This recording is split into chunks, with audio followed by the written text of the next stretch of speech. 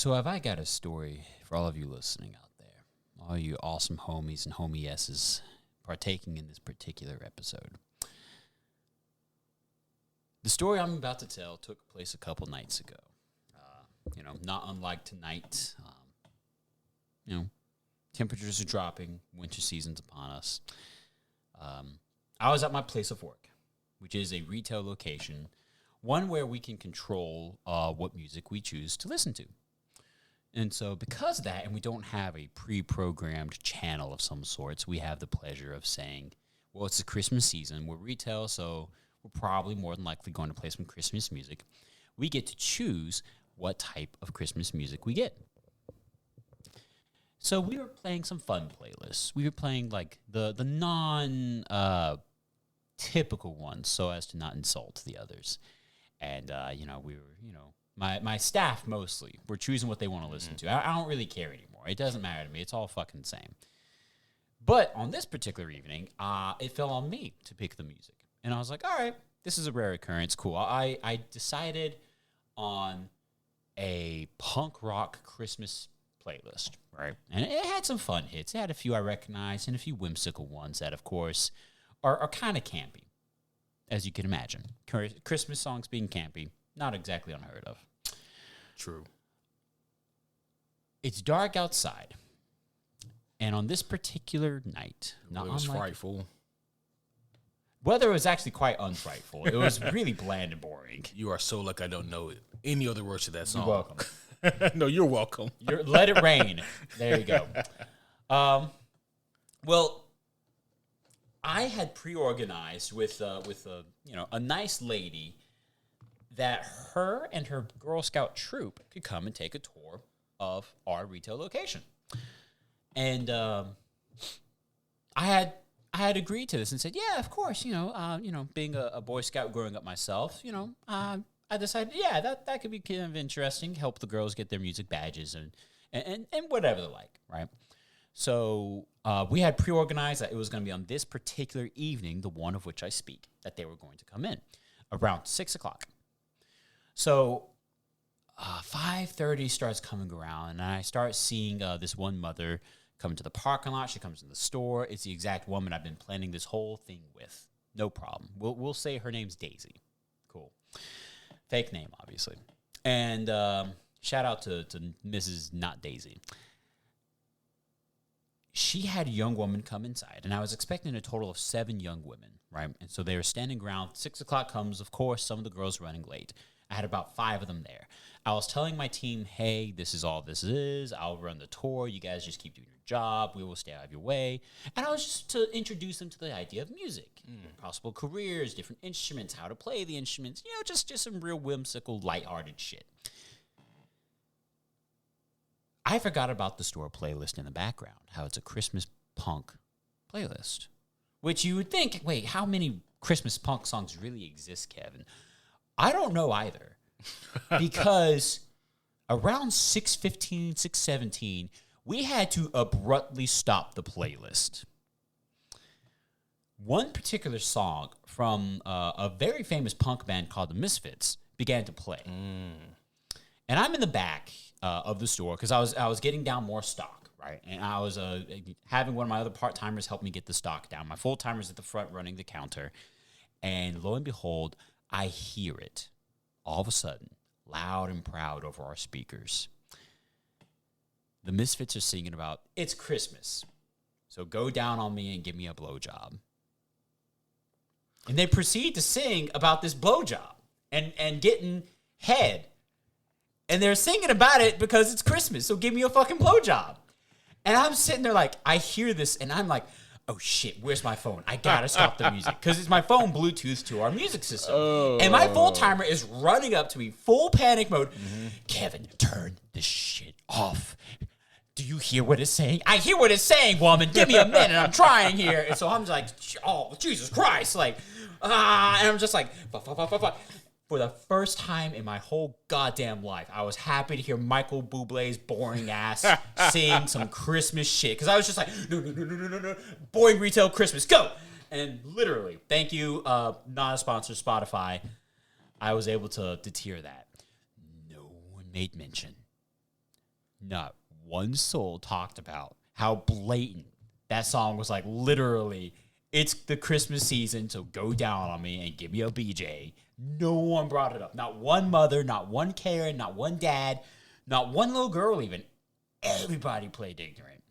And it was hilarious as fuck. You lucked out, son. I lucked out as fuck. You lucked out. Yeah. There you go. So, homies, what's up? Yeah, that was my that was my National Lampoon scene. Yeah. Yeah. Without actually the real blowjob. It was just a song about blowjobs. Yeah. I mean, yeah, that could have gone sideways, my friend. Oh yeah. I'm lucky none of the moms were Karens. All of the moms, when they left, they were like, "Hey, thank you for the tour. This was awesome." And I was like, "You're welcome." And I bit my tongue and said nothing else. They left. I turned to my staff and said, "Jesus Christ, what the fuck song was that?" And they all start laughing with me because we all knew what had happened. Yeah. But there you go. The fun of working in a music store. Well. What's his name? Is it Danzig? Yeah, Danzig. Yeah, Danzig. Yeah. Mm. Yeah. Well, no, that wasn't the artist. The artist was the Misfits. If that's what you're referring. Yeah. Okay. You're thinking of someone else. Yeah. That's the famous group that did "Mother, Tell Your Children, Wait, Not to Walk My Way." Not to go into music stores that play songs about blowjobs. That's the song. That's the song. Oh, man. Good times. Good times. Good times indeed. Yeah. Good times. Well, I mean, kids at some point have to learn, I guess, and what better way to learn than abruptly in the music store? What's funny is that's not really something you have to learn, but you really want to learn. You really want to learn. It's 2022. It's a necessity. All right. Yeah.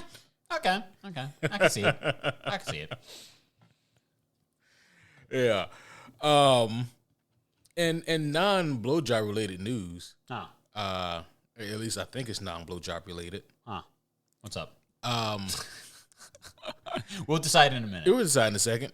There has been a few different pieces of news articles out there that have been interesting to report on both the Marvel and DC front that have caused me to be taken aback a bit and say, one of which has been a recent, well, I say recent, this happened maybe 2 weeks ago now.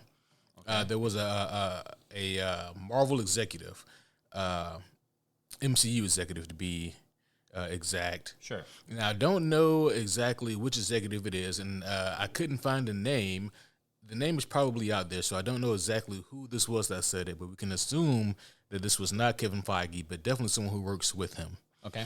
They made the remark, and I don't have the exact quote, but they said something to the effect of whenever they're approached by someone who wants to work for them, who is a comic book fan, for them that is a red flag. Yeah, they at first I ignored this, but like every piece of nonsensical news that we have to share on this podcast, I ignore it, and then it comes up again and again and again. So eventually I'm forced to read this whole thing. And I'm looking at this, and their argument is that, when you get someone who is a comic book fan to be a writer or a director or producer or what have you, the common issue that they're saying that happens is that they end up trying to be, I guess, too loyal to the source material instead of being open to bigger or better ideas for the characters or for the movie. And, when I hear that, I just think that, it's one of the most ignorant things I've heard.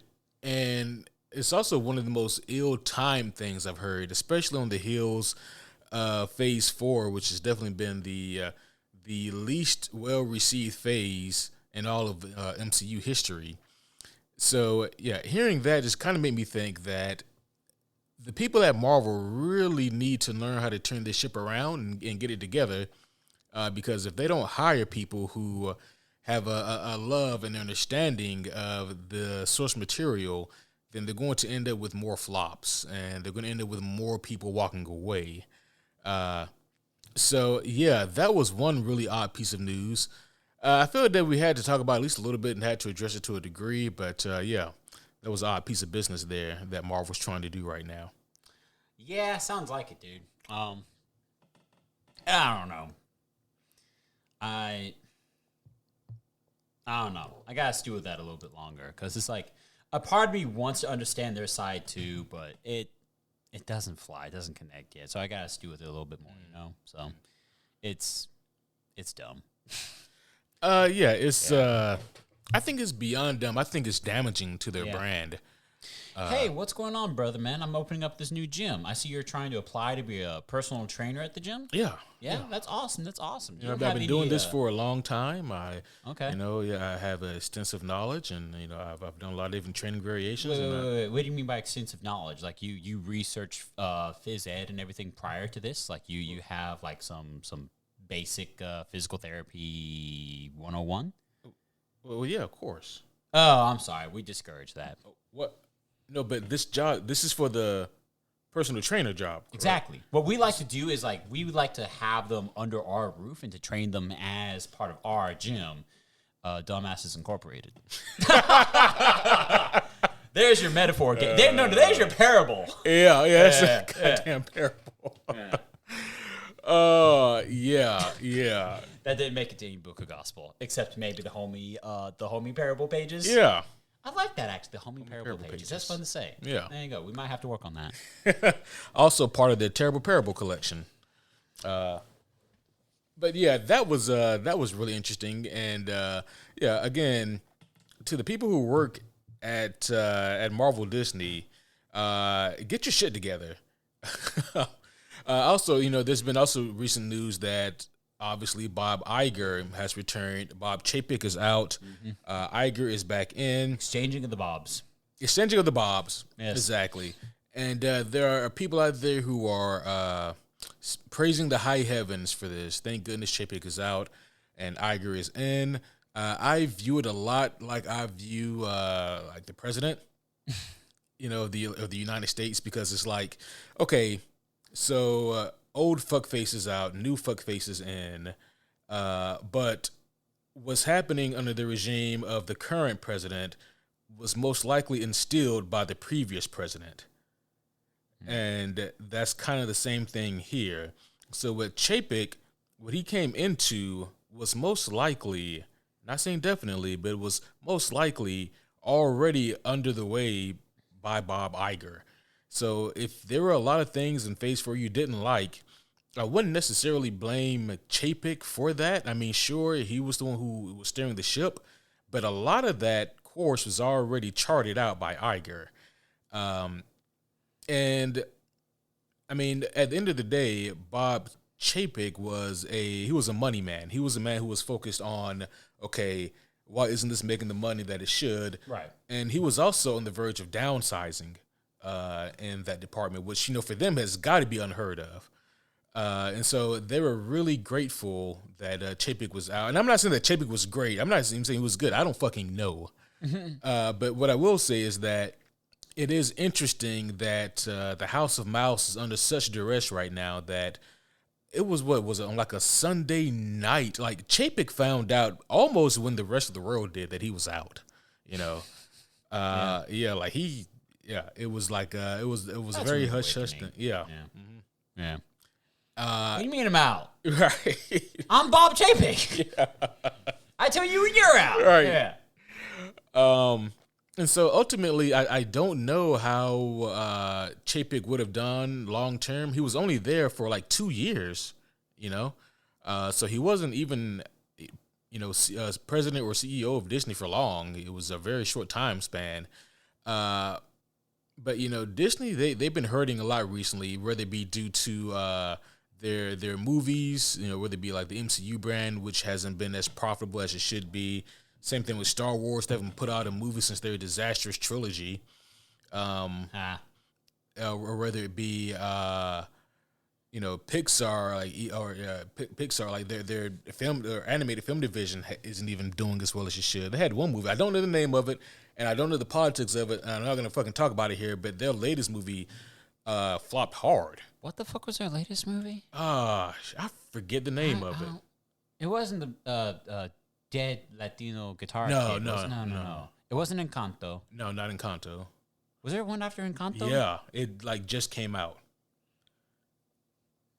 Yeah. My brain is like, I don't believe you. Right. I have no idea of what we speak. Yeah. Was that gay-looking red panda movie? I don't know. Do you know what I'm talking about? I The do. red-ass panda? No, that was some time ago. That was... Jesus Christ. It's like these movies weren't made for us, and so we don't pay attention to them. Right. I don't know.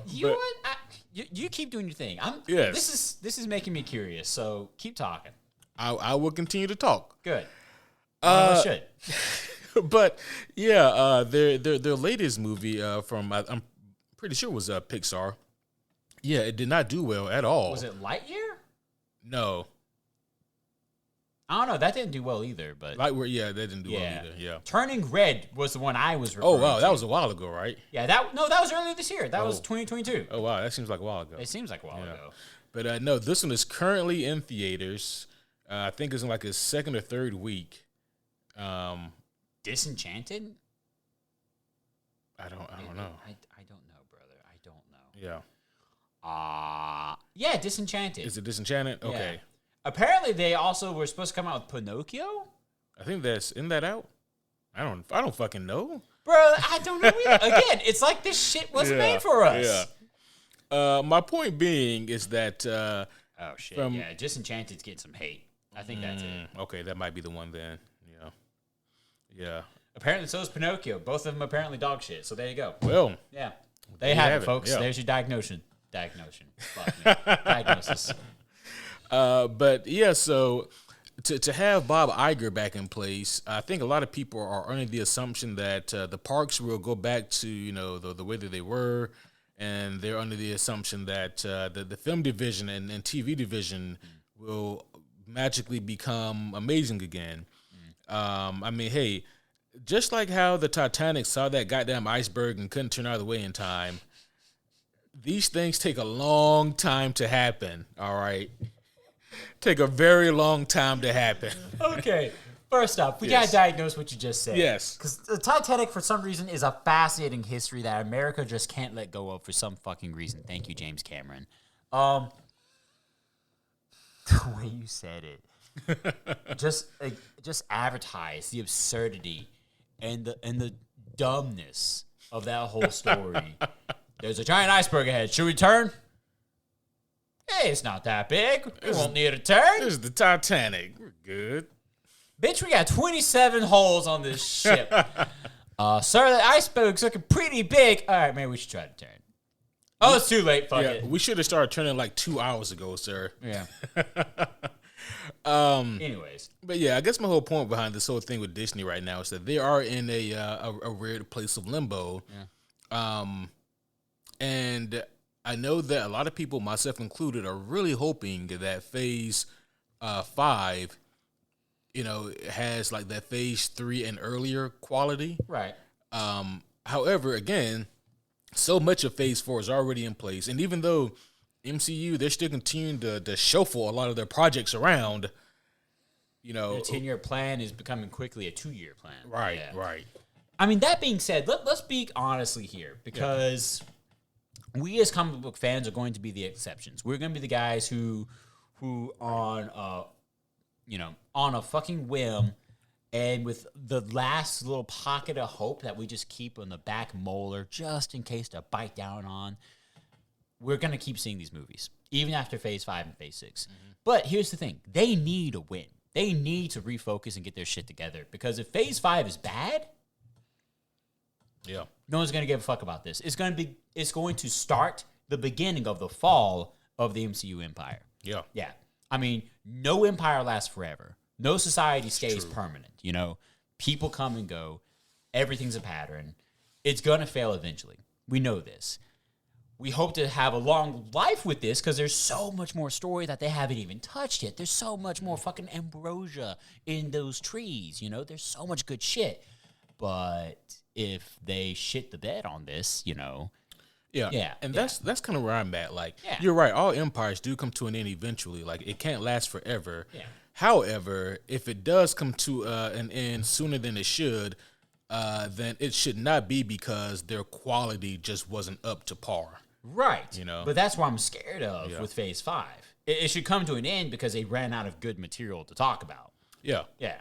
And they start rehashing dumbass shit like Disney Plus shit.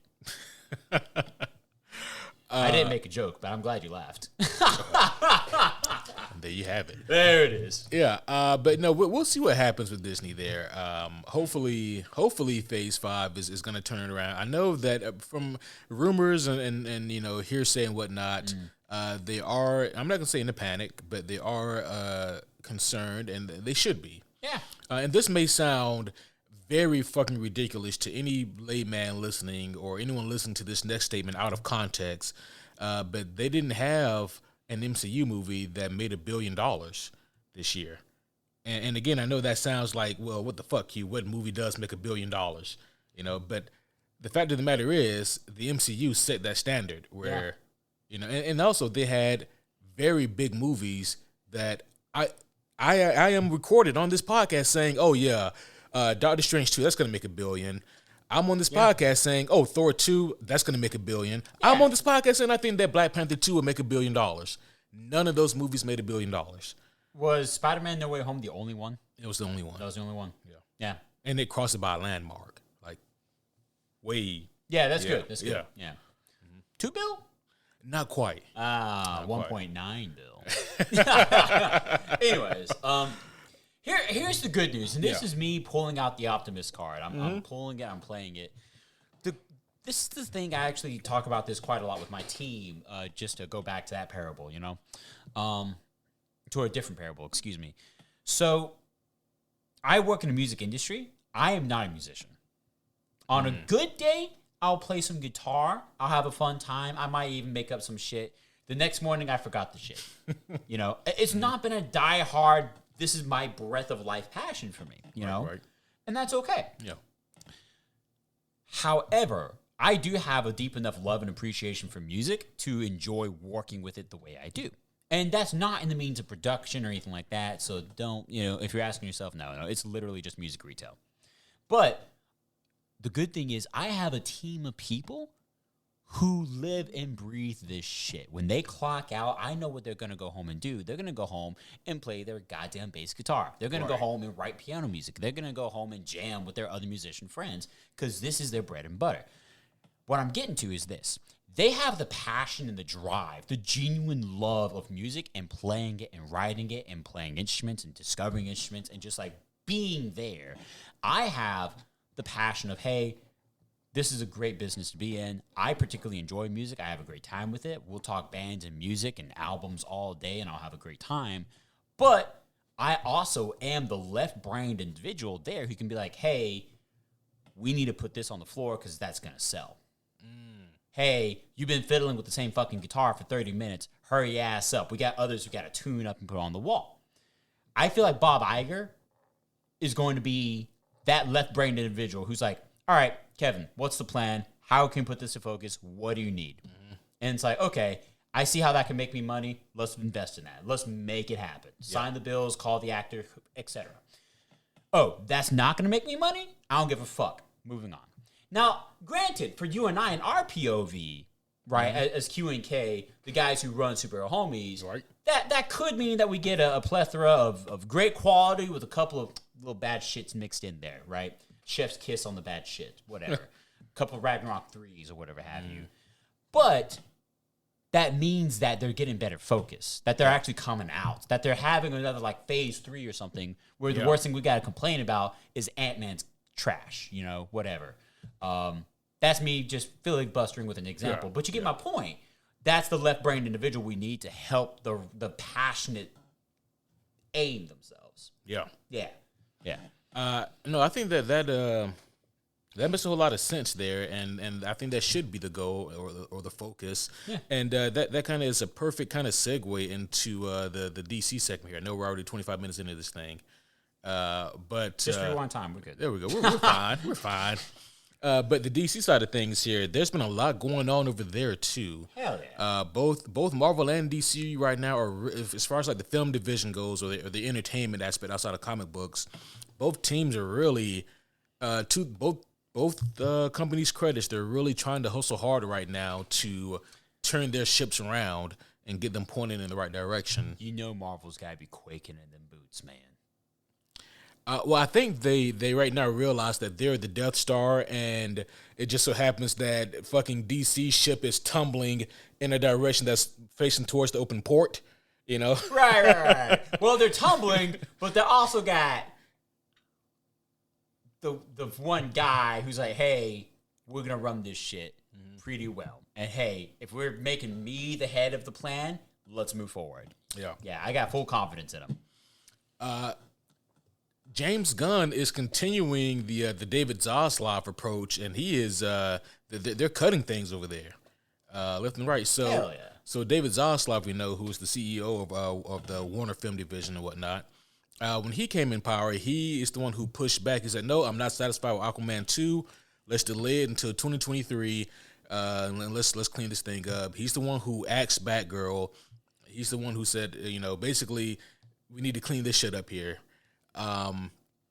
Obviously, with James Gunn and I think Peter Safran is his name, being kind of like the co-leads now, they are kind of continuing that same kind of trend. It was recently announced that Patty Jenkins, the lady who directed Wonder Woman 1 and 2, she is very unhappy in lieu of a meeting she had where it ended supposedly with Wonder Woman 3 being scrapped. And I shouldn't laugh. I shouldn't find joy in that. But for some reason, my fucked up brain is like, yeah, that's funny. You were saying. Yeah, Wonder Woman 3, whatever plans they have for that have been scrapped. Now, I don't know what that means. I don't know what that means for the likes of Gal Gadot.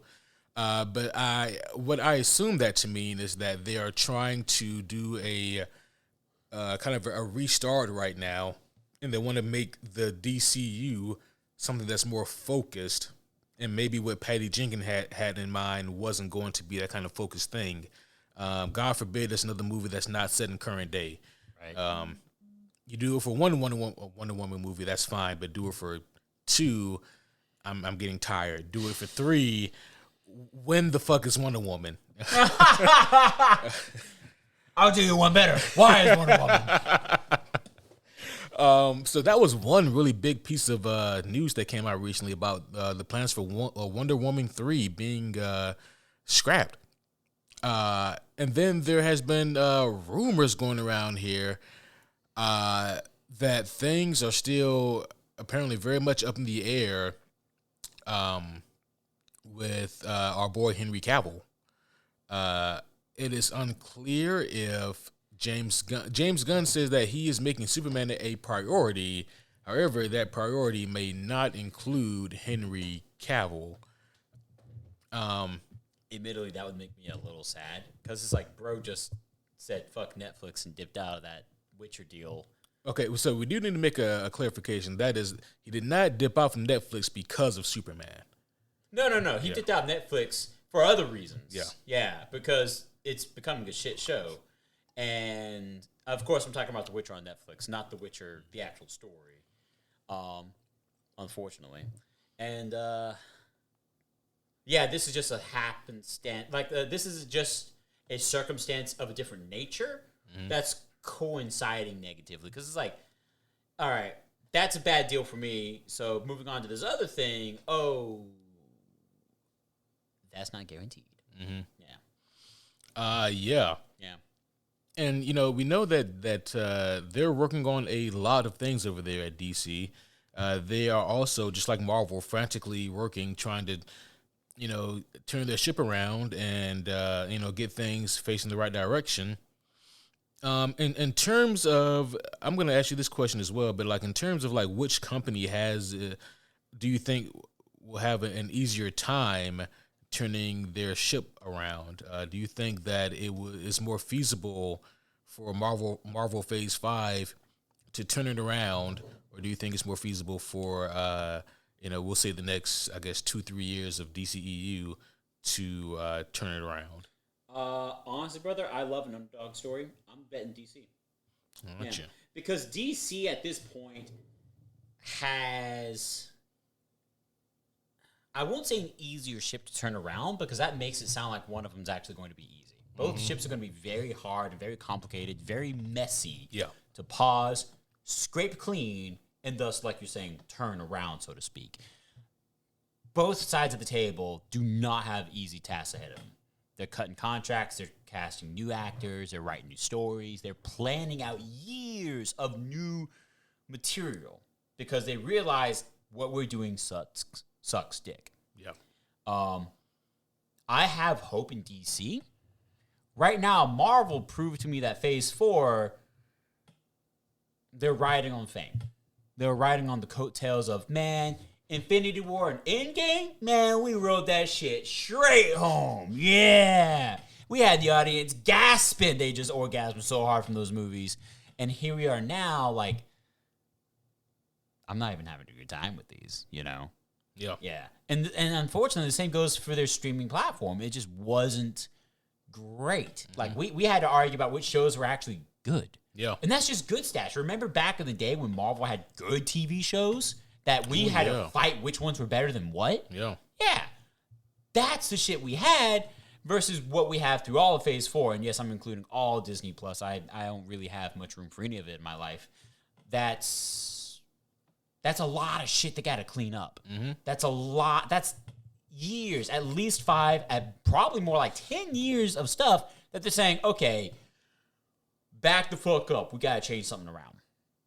Whereas DC is just basically starting from new. Because all their projects were already like these strange one-offs in their own verses anyways. Right. Now it's like, okay, let's keep what's actually fucking good. Mm-hmm. You know, maybe your Shazam. You got your new Black Adam. That's cool. Whatever. Henry Cavill's dope. Maybe Gal Gadot. I don't know. That almost could have rhymed. And then Gal Gadot, I don't know. Yeah, you can make it. But then it's like, hey, we have these successful pieces. Let's write something and move forward, you know? We already know they're getting a head start on something because there's that secret project with Jason Momoa, too. You know, whatever that's going to be, i.e. hopefully Lobo. Yeah. But with that in the chamber and with a competent name like James Gunn, who's been very successful and we've seen evidences of said success, I'm very hopeful. And I'm going to put my money that DC gets their shit together before Marvel does. Yeah, it goes without saying. I hope that both get their shit together. Of course. Yeah. Yeah, same. Because, I mean, that's just more good shit. Right. Yeah. Yeah. Great shit, even. I mean, great shit is great for us. Exactly, yeah. All of us as audience members. Yeah, right. Yeah. But I think that I do agree with you with the idea that, to a degree, it's going to be easier to build a whole new ship rather than try to repair the one that's been through hell. Yeah. And just a translation, basically, the MCU does not have the luxury right now to hit the reset button. I mean, we know that with King the Conqueror and with like the Avengers Secret Wars movie, there's a lot that they could kind of reset, but we have to get there first. Mm-hmm. So, and as far as the DCU goes, they could start from anywhere right now, and I think that the fan base would kind of accept that. You know what's got to be infuriating for Marvel? Let's also think about this. So let's look at the players at the card table, right? A lot of poker videos have been coming across my social media feeds, and so let's use that metaphor, IRL. James Gunn just flipped sides of the table. He was a Marvel guy. Now he's a DC guy through and through. He was doing DC movies, of course, prior. Right. Even assisting with DC projects. That's dope. But now we got him strictly DC. And the next thing coming out on Marvel's palette as they're shuffling the board and as they're trying to get their cards together and actually like put together a decent ass hand, the first thing they're going to play is Guardians 3. Is that the first? I think first is Ant-Man. Ant-Man? Okay, well, one of the first things they're going to play is still Guardians 3, directed by none other than James Gunn. Yeah. Yeah.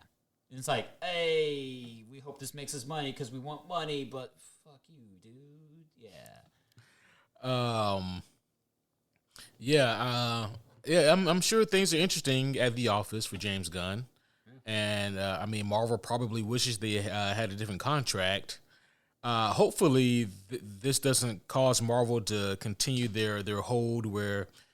And again, like, just to kind of circle back to the beginning of this whole thing, it is, when you look at it in retrospect, kind of obvious that Marvel does like to hire people who don't have any connection to comic books.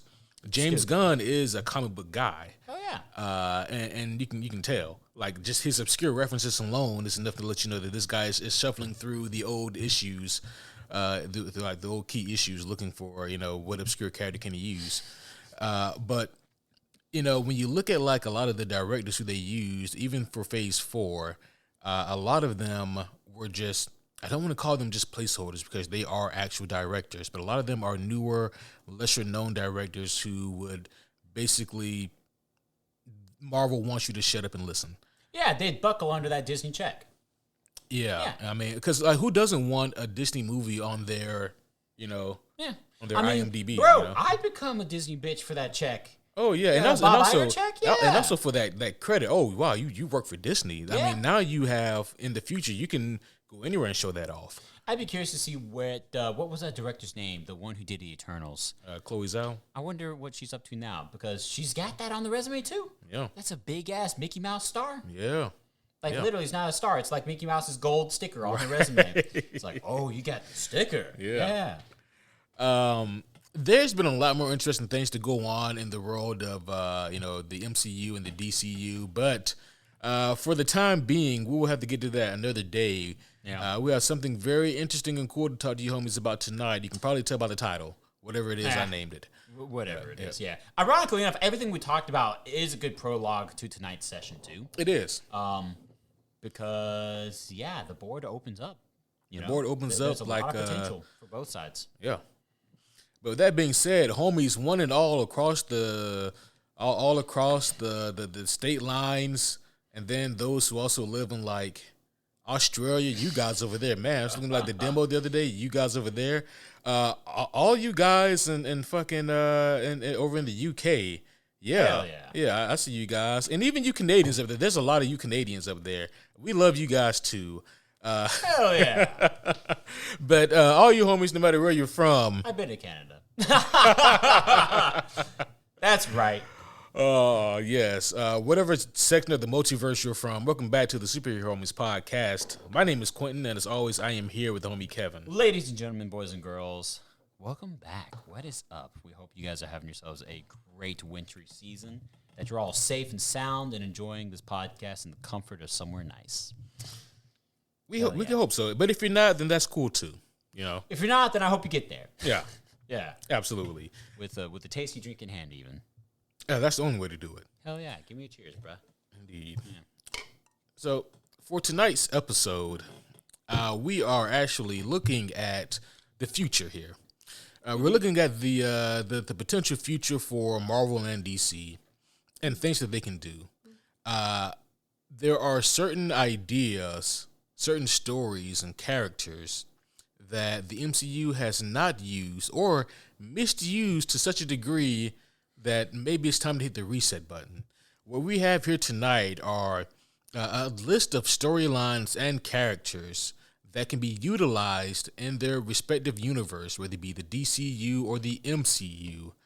And what we're going to talk about here tonight is basically how these storylines can be properly utilized, or how these characters can be properly introduced, and what would be the best way, the most appealing way for these characters and storylines to be used in the universe. So I had a bit of a list here to choose from here, because for me there's a good bit here that they could really do and lean into. But first, I wanted to start with the MCU. So let's set the parameters, because I know a lot of your characters and a lot of your storylines, all of them are going to come from the comics. Are you pulling only from Marvel Comics? Or are you pulling from Marvel subsidiaries, i.e., like Image to Marvel or Vertigo to DC or something? Vertigo, yes, because they are owned by DC. Okay. Vertigo's, yeah. But as far as Image would be his own thing. Okay. That's unfortunate, but okay. Yeah, I mean, if we want to do like another category for like Image stories, but Right. That'd be a very young, small house, right in this big ass dogfight of Marvel and DC. Yeah. So, in this red and blue war, holy fuck. You can't make this shit up, kids. Well, I'm depressed now. But the first one I wanted to talk about was actually not a character, but a storyline. And this one I thought would be the easiest to start off with because there's been high rumors that Marvel is planning on doing it anyway. And even though I know that Marvel doesn't like to listen to comic book nerds, apparently, because Marvel knows better, I figure why not take a shot in the dark here and give them some ideas. The number one on my list that I wanted to talk about was the World War Hulk story. So, yes, it has been. Oh, the irony. Right. The poetry. This is the one you said that rumors were circling? Yeah. There are very, very strong rumors that they are planning to do a World War Hulk story. Marvel, you shat the bed. You shat the bed, dog. You done fucked up. And now, hearing this potential rumor, you done thinking about how you done fucked up. This one I say is like it's simplest in concept, but it's hardest in execution because, like you said, the MCU has already ruined the soil that World War Hulk could grow from. And what we're referring to, guys, is that essentially it's like this: World War Hulk is not a standalone story. You need another story to go with that in order to get to World War Hulk. You need a story by the name of Planet Hulk. Yep. And the Planet Hulk storyline was ill-fately used, using quotation marks, used in Thor Ragnarok. The problem is they used direct names. They did. Like, literally, Sakaar. Sakaar, yeah. Both the characters that they used. Yeah, Korg and Meek. Yeah. I mean, they're fucked. Yeah. Meek, they turned into a gag. Oh, yeah, he didn't have any dialogue. Yeah. He's like one of the most compelling characters in the story. Exactly. Yeah. It's like the reason why trying to conceptually figure out how Marvel can adapt the story is so difficult is because without Planet Hulk, the Hulk literally has no reason to become the world-breaking Hulk, as he's referred to in the comics. So just a really quick synopsis here for those who aren't familiar. We actually did like a full 2.5 hour breakdown of the Planet Hulk storyline some time ago. So we highly recommend you guys go find that episode and check it out. So it was a really fun, really cool episode. Planet Hulk is certainly one of our favorite Hulk stories, and I think that stands for most people. But essentially, with the Planet Hulk storyline, the Illuminati get together and they decide collectively that, with the exception of Namor, they decide that the Hulk is too dangerous to be on Earth. Bruce always talks about how he wants to be alone. Reed Richards, he was able to find a planet, an inhabitable planet where Bruce could live alone by himself. There's nothing there for him to hurt, but there's plenty of vegetative life for him to sustain himself on and live out the rest of his days. So they trick the Hulk into getting on the spaceship and they blast Bruce Banner and the Hulk out into space with the trajectory headed towards that planet.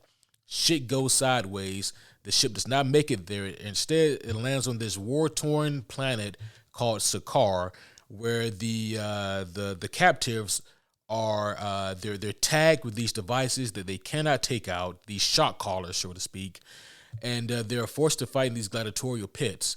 Long story short, this is an amazing story, Planet Hulk is, and it is very much a Spartacus story, but with the Hulk.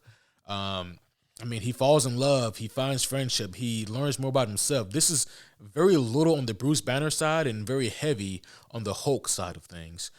But great story. Yeah. Great story. Yeah. But when it's all said and done and Hulk is finally finding peace with himself and the Hulk, not Bruce, but the Hulk is finding some sort of peace and happiness, is taken away from him because the ship that he crash landed on actually exploded. and it kills his wife. Spoiler alert. And that causes the Hulk to go into a rampage because now the people who sent him into space away from his home against his will were the same people who took away his new family. And so that is what causes him to go rampaging on Earth and cause the World War. So to start off with, my first theory about this, they're going to have to... They could make it into a movie. I honestly see great value in this because there's so much material in making this into a TV show. Literally 2 to 3 seasons max. And then jump off this dick, let it go, be a great story. Also, do not worry about making it flow with the current MCU products. Make it a standalone.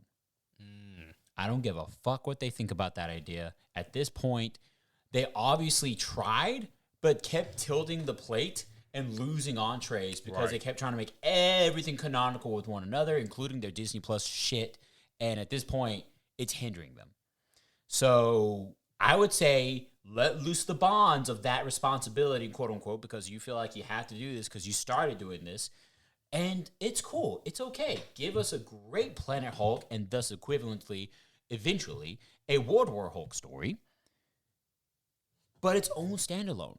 Because they've already fucked up too much. They've revealed Sakaar. They've revealed Korg and Meek. They revealed his fucking kid. Yeah, they did. Yeah, by a throwaway gag. Throwaway gag. Yeah. So it's like, no, you're done fucked up. You know, you'll get your spanking later, but start this shit again. You obviously don't know how to do this assignment. I mean, so that would be from a quality control standpoint, that'd be the best thing to do. But unfortunately, there's been no talk of a Planet Hulk story. That's the next question I was going to have for you because specifically World War Hulk is what they're aiming for. So they're going to kill his kid, and that's going to cause rampage. Because the kid would be the easiest thing to kill. I don't give a fuck about the kid. Do you? He existed for 1 minute in one goddamn scene in She-Hulk. That's pointless. Yeah, I don't give a shit about that, but I guarantee you Disney does. They're always looking that's for... right. They're not going to go dark. They're not going to go. Which again, why you can't really do? Because here's the thing. Okay, if you want to do a World War Hulk storyline, and completely ignore the events of Planet Hulk, you're gonna have to give the Hulk a reason to become the World Breaker. Okay, now the World Breaker Hulk is arguably the strongest incarnation of all the Hulks. Okay. So we're talking like stronger than the Immortal Hulk, stronger than Grey Hulk, stronger than Maestro. Like, you know, he's the strongest there is. Yeah. And so with this version of the Hulk, first of all, I'd love to see Mark Ruffalo's range to see if he can get there again to that place. And also, what event besides killing his son, because I think you and I both agree they won't do that, but what could happen to cause the Hulk to become the World Breaker? They kill She-Hulk. That's also definitely not going to happen. What do you mean? How dare you? Let me hope. No, I don't hope for She-Hulk's death. No. No, I don't hope for her death. Jesus Christ. Hey, I was making sure. You had to think about it. Hey, don't you judge me, asshole. I'm making sure I'm integritous up in this bitch. Okay? A little bit. Yes. Give me another one, brother. Give me some more. Hell yeah. I don't know, because you need a tragedy. Mm-hmm. That is a tragedy. Losing someone that close to you, someone that anchors you. You have to lose the anchor. Yeah. I don't know what that would be. You know? Me either. Yeah, no idea. I mean, he had next to no reaction post, because Hawkeye had more reaction to Natasha's death than Hulk did. That's true. Yeah. Apparently on screen. Yeah, on screen. And they had a potential wannabe but non-existent fling going on in the movies. You know, that's fun. But I don't know. It's questionable, bro. They'd have to make something up that's so far left-winged or right-winged that it doesn't make sense, or it's so far off the beaten path. It could make sense. I'm not saying that it's just not an option altogether, that it's not possible unless you kill someone. But it's going to have to be really fucking creative if they don't want the death of this voiceless kid that they brought in for 1 2-minute shot. Or the death of this other She-Hulk, which admittedly, if they're whitewashing all of Phase 4, guess who the fuck is involved? Man, yeah. So here's what we do know from like the few bits that he's in She-Hulk. We do know that I believe it's the I think it's the Kree who are after him for some reason. We're green, you're green. We should be friends. No, I don't want to be your friend. The Kree are blue. Thank you very much. Oh, excuse me. I was getting confused with the Skrull. Oh, good correction. Yeah. Thank you. Necessary. The Skrull are getting ready for an invasion of some sort. Hopefully that turns out well. That could be a banger. It could. Yeah, that's what they need. But, and I think that he's going off world. I think he even says that in the finale, something like that. Oh yeah, this is my kid. Blah blah blah. And but I imagine that maybe he's going off road again to deal with the problem of the space invaders, whether it be the Kree or someone else. But again, I don't know how that gets us to the point of World War Hulk. I'm afraid that worst case scenario for this is Marvel doesn't understand the meaning or the point of World War Hulk, and I'm afraid that no one in that goddamn writing room bothered to pick up a comic book to know that World War Hulk ain't shit without Planet Hulk, and there's no way that they can make that marriage happen with how it's going. Like, if it were up to me, I wouldn't do it, but if I had to do it, which is what this episode is about, yeah, he has to lose something, and really that's how you get to the easy part, which is Hulk smash and Hulk mad, Hulk. Yeah, exactly. Yeah. Hulk leads a rebellion army. Yeah. So, and also, who's in his army? It would have to be his son who had to be a part of it. Maybe his wife still dies because he had to procreate with somebody to have a son. Maybe his wife was already dead. You know, it's that whole sombersome story of like, hey, I know she's dead, blah, blah, blah. That way we don't have to, quote unquote, kill her off.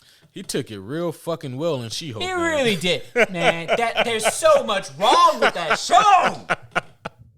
Jesus Christ. Brother, I can't do this. We gotta move on to the next one. I got nothing left of this shit. Yeah, World War Hulk, that is, again, just to wrap this one up, that's such a tricky one to deal with because we laid out the parameters for you homies as far as what needs to happen for World War Hulk to kick off. Yeah. But without that thing, then I don't know how it can happen. So, hey, maybe Marvel is on to something, man. Maybe they know more than us comic book fans. Maybe. Yes. I doubt it, but I was being very sarcastic there. Yeah. I can feel it. My second one is, again, I'm not saying that I think any of these will happen, but I think that these would be really cool if they did. My second one is a really, really fun one here. Okay. It is a character introduction, and Marvel DC. This is still Marvel. Okay. I'm going to name the character and then where I think he should appear. Okay. Omega Red as the villain in Deadpool 3. Hell yeah. I think that would be amazing.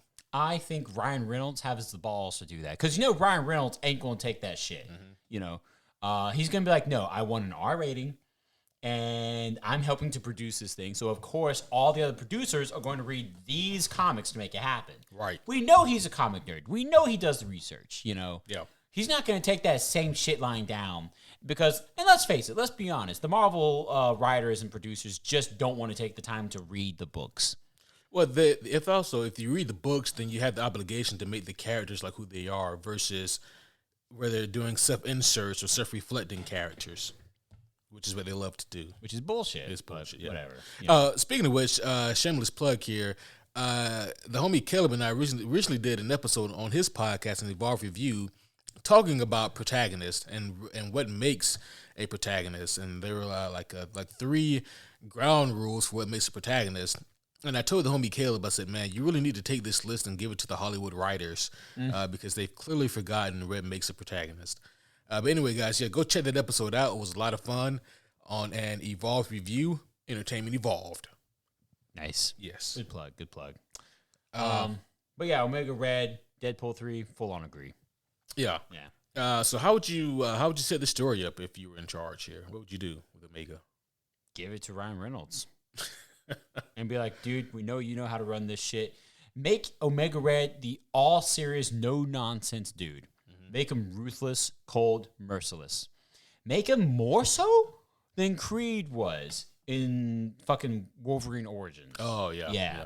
Because Creed in that movie, though he wasn't actually Creed from the comics, he was a dope-ass villain still. Yeah. You know, he was a good villain. He wasn't Sabretooth, but he was cool. Yeah, he was still a very, very good villain. Yeah. Yeah. Make him more ruthless than that. I wouldn't even say worry about making him charismatic. Make him intimidating. Make him scary. Yeah. Make him Doc Ock, but without the endearing friendship that he used to have with the protagonist. Make him, no, I'm going to fucking kill you. Yeah. Yes, yeah. So, for those of you who aren't familiar with the character Omega Red, he was a Russian criminal, and he was probably, I think, like the kind of like the KGB, along those lines. But he was a ruthless Russian. I can't think of another R word to end it with. He was a ruthless Russian Renaissance man. Okay, alliteration aside. Alliteration's fun. His real name is Arkady Rusevich, and That's name. So here's the thing about That's name. Here's the thing about it. This is the time. Say it again. Arkady Rusevich. Arkady Rusevich. See, Kevin. You only hear that shit in fiction. Only in fiction, right? If this is the time, I don't need Marvel to tell me how to say Shang-Chi or Namor. I do need you to tell me how to pronounce Arkady Rusevich. You know Deadpool's gonna get that shit fucked up in like 5 ways. Arkady Farkady Arkovich. And listen, here's the thing. Like, I've never heard his name pronounced. I've only ever read it in comic books, right? Yeah. And so for all I know, his name could be Arkady, Rusovich. Rusovich, I would believe that, but that feels slightly racist. A little bit, right? A little bit. So I'm not gonna step on them shoes. But hey, he's Russian, He's Russian. So maybe I don't know. Yeah. I just don't know. I'm ignorant of this, so I am not Russian. Shout out to our Russian brothers and sisters listening. Hell yeah. Mr. Rusevich, he was part of basically the Russian equivalent of the Weapons Plus program, because that thing runs deep in Marvel Comics. Let me tell you. Yeah. Very shameless. Very shameless. And adamantium is a hot commodity. This is something that I really love about his origin. They actually made adamantium feel like it was rare because Omega Red doesn't have any adamantium. Because they always talk about how rare adamantium is, but everybody shows up with it, Right. So it was like, so like the Russian equivalent to this, kind of like the opposite of what they did for fucking vibranium. That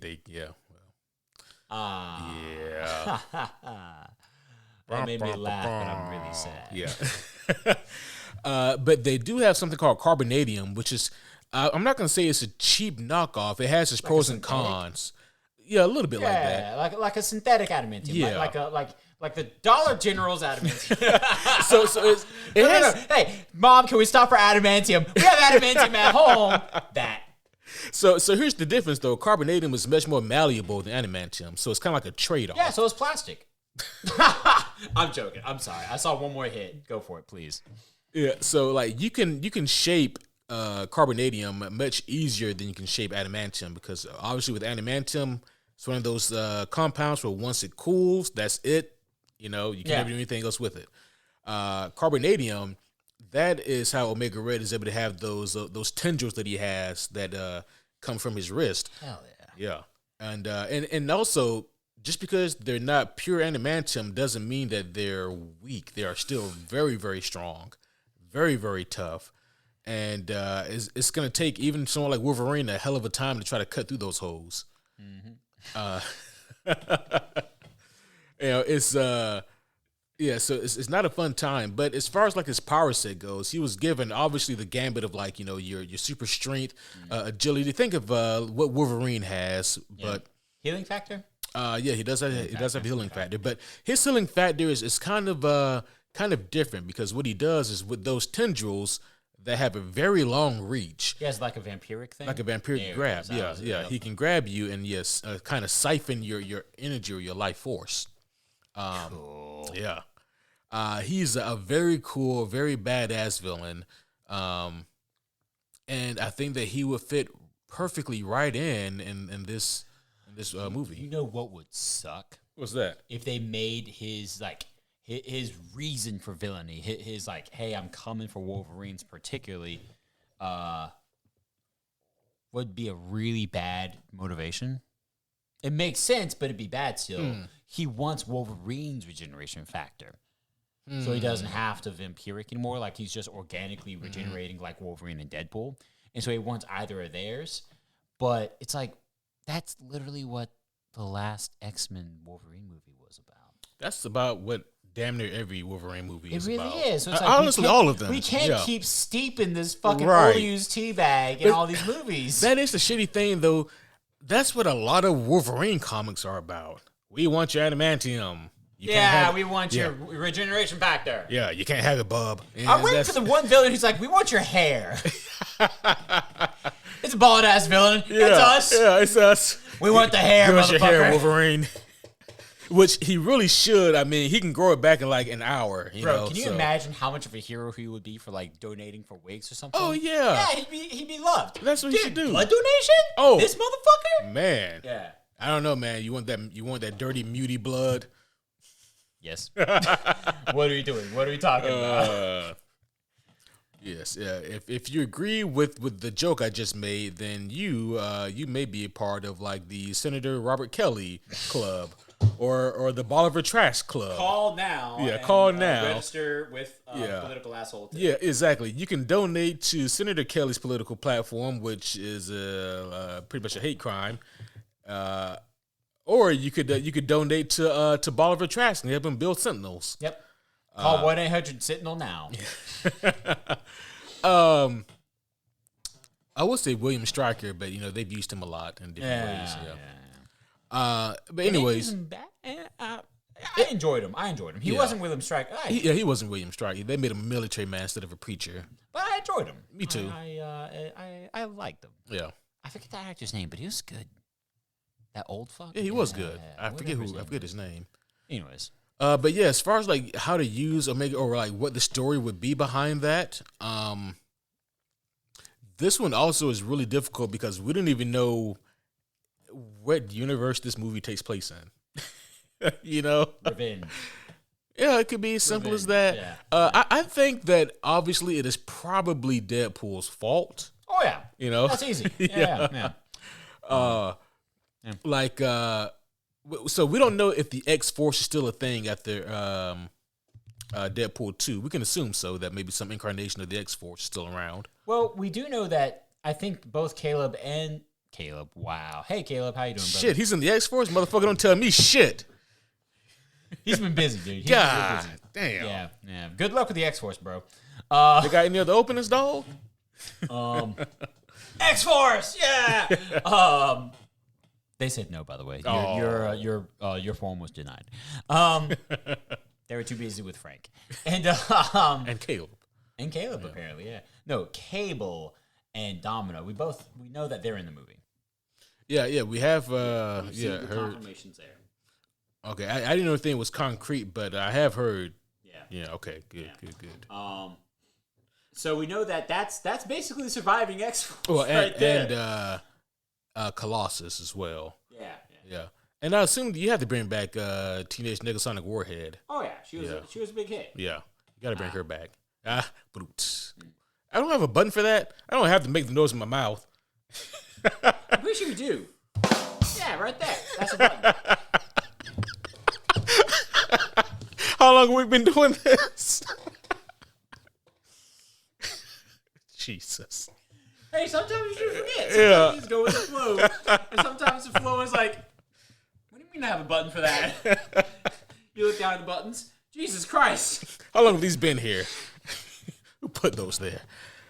Anywho. But yeah, maybe the X-Force is on like a mission in Russia, and they're trying to get a hold of something. I can see it. Yeah.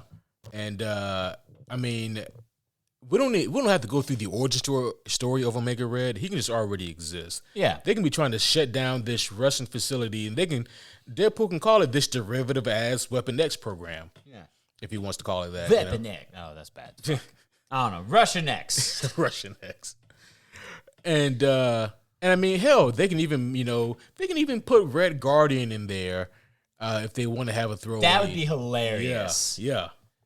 I would like Red Guardian then. I would actually like him. David Harbour, come on, bro. Talk with Ryan. Yes. Yeah, talk with Ryan. Talk with Ryan. Yeah, that would be perfect. And then, of course, whatever they take, they send the guy. Yelena Belova. Oh, yes, brother. Yeah. I just became really hopeful for Deadpool 3. And my expectations are here. Yeah. And the movie is not going to hit that. But, man, like, the problem now with the idea we're pitching, it's going to outshine Thunderbolts, you know. Okay. I mean, until they start cleaning up from Phase 4 attitude and show me Phase 5 attitude. Yeah. I mean, Ryan Reynolds has made enjoyable movies. Yeah. Oh, yeah. But, I mean, yeah, I think that Omega Red, you make him big and bad enough, we can get some of the best, I think, fight scenes we've ever seen. Seeing Deadpool and Wolverine try to take down Omega Red, I think that'd be awesome. Yeah. So, all right, let's go to another one here. Let's jump over to Team DC. Awesome. So just like how World War Hulk was kind of an easy one, yeah, this one right here I think is also a very, very much an easy one as well. In terms of like easy as in like it should happen. An actual Nightwing project. Yep. I mean that also, yes. Yeah. I'm so funny. Because we haven't seen a good Nightwing yet. Ayo. But I was going with Heart of Ice. Yes! What the fuck? Yes! Quentin! Yes! Who would you cast? I don't have a casting yet. Brother, I'll tell you who the fuck to cast. Oh, all right. What the fuck are we doing? Bryan Cranston. Oh, yeah. Yes! Are you kidding me? Shave that ass again! Yes! Oh. Jesus Christ. Bryan Cranston yes! as Victor Freeze. Yes. Jesus Christ. What are we doing? I'll peek this mic again, so help me. Homies, I'm so excited for that. I mean, I'm down for that. Come on. It makes me so sad because these are just ideas on a piece of list. I know. And not... Jesus Christ. I know. Who'd you have be the Batman? Which is really a roundabout question of who would you want to be the Batman in James Gunn's universe? Here's the thing. If I were to utilize him, I would actually utilize him in Matt Reeves' Batman. Okay. So Robert Pattinson. Okay. Yeah. Cool. I like that. I think that the tone is already there. Yes. And agreed. Yeah. And we know Bryan Cranston has the acts. Yeah. He's got the chops, bro. Yeah. He's got the chops. And Patterson, or Battison, that's the internet's calling him, he has proven to me like this guy can do it. He can do it. He can fucking go. Yeah. Yeah. So I would love that. And I think that like kind of like the cool kind of correspondence that this movie could make would be again very much similar to like the Heart of Ice episode, but we just changed some things around. Heart of Ice is of course the episode from Batman the Animated Series. Where Paul Dini famously reinvented Mr. Freeze. But I would change it so that instead of like this, whatever this other organization was that Victor worked for, he instead works for Wayne Tech. There you go. Yeah. That's easy. Yeah. And because Bruce is so preoccupied with his vigilantism, instead of focusing on the day-to-day, let's face it, we know that he's not there running it. But because he's not there taking that active role like Alfred is telling him to, the ruthless businessmen at Wayne Corp shut funding to whatever it is Freeze is working with. Or we can keep it more in line with the episode. They find out that Victor Freeze is using funds to find a cure for his wife's illness. Right. That'd be fair. Yeah. And that would cause a couple of things. One, it would cause him to put his wife in that cryo sleep and try his best to keep her safe. And it would also cause Victor to have a real vendetta against Bruce Wayne. Like, you cut funding to my program. Also, in betwixt those events happening would also give way to the accident, which leads to Mr. Freeze. Yeah. That'd be cool as hell. Absolutely. Yeah. How would you have the accident happen? Like, how would you have him fall? Would you have him fall in like the chemicals? Would you have him be stuck in a room that releases them, or what would you do with that?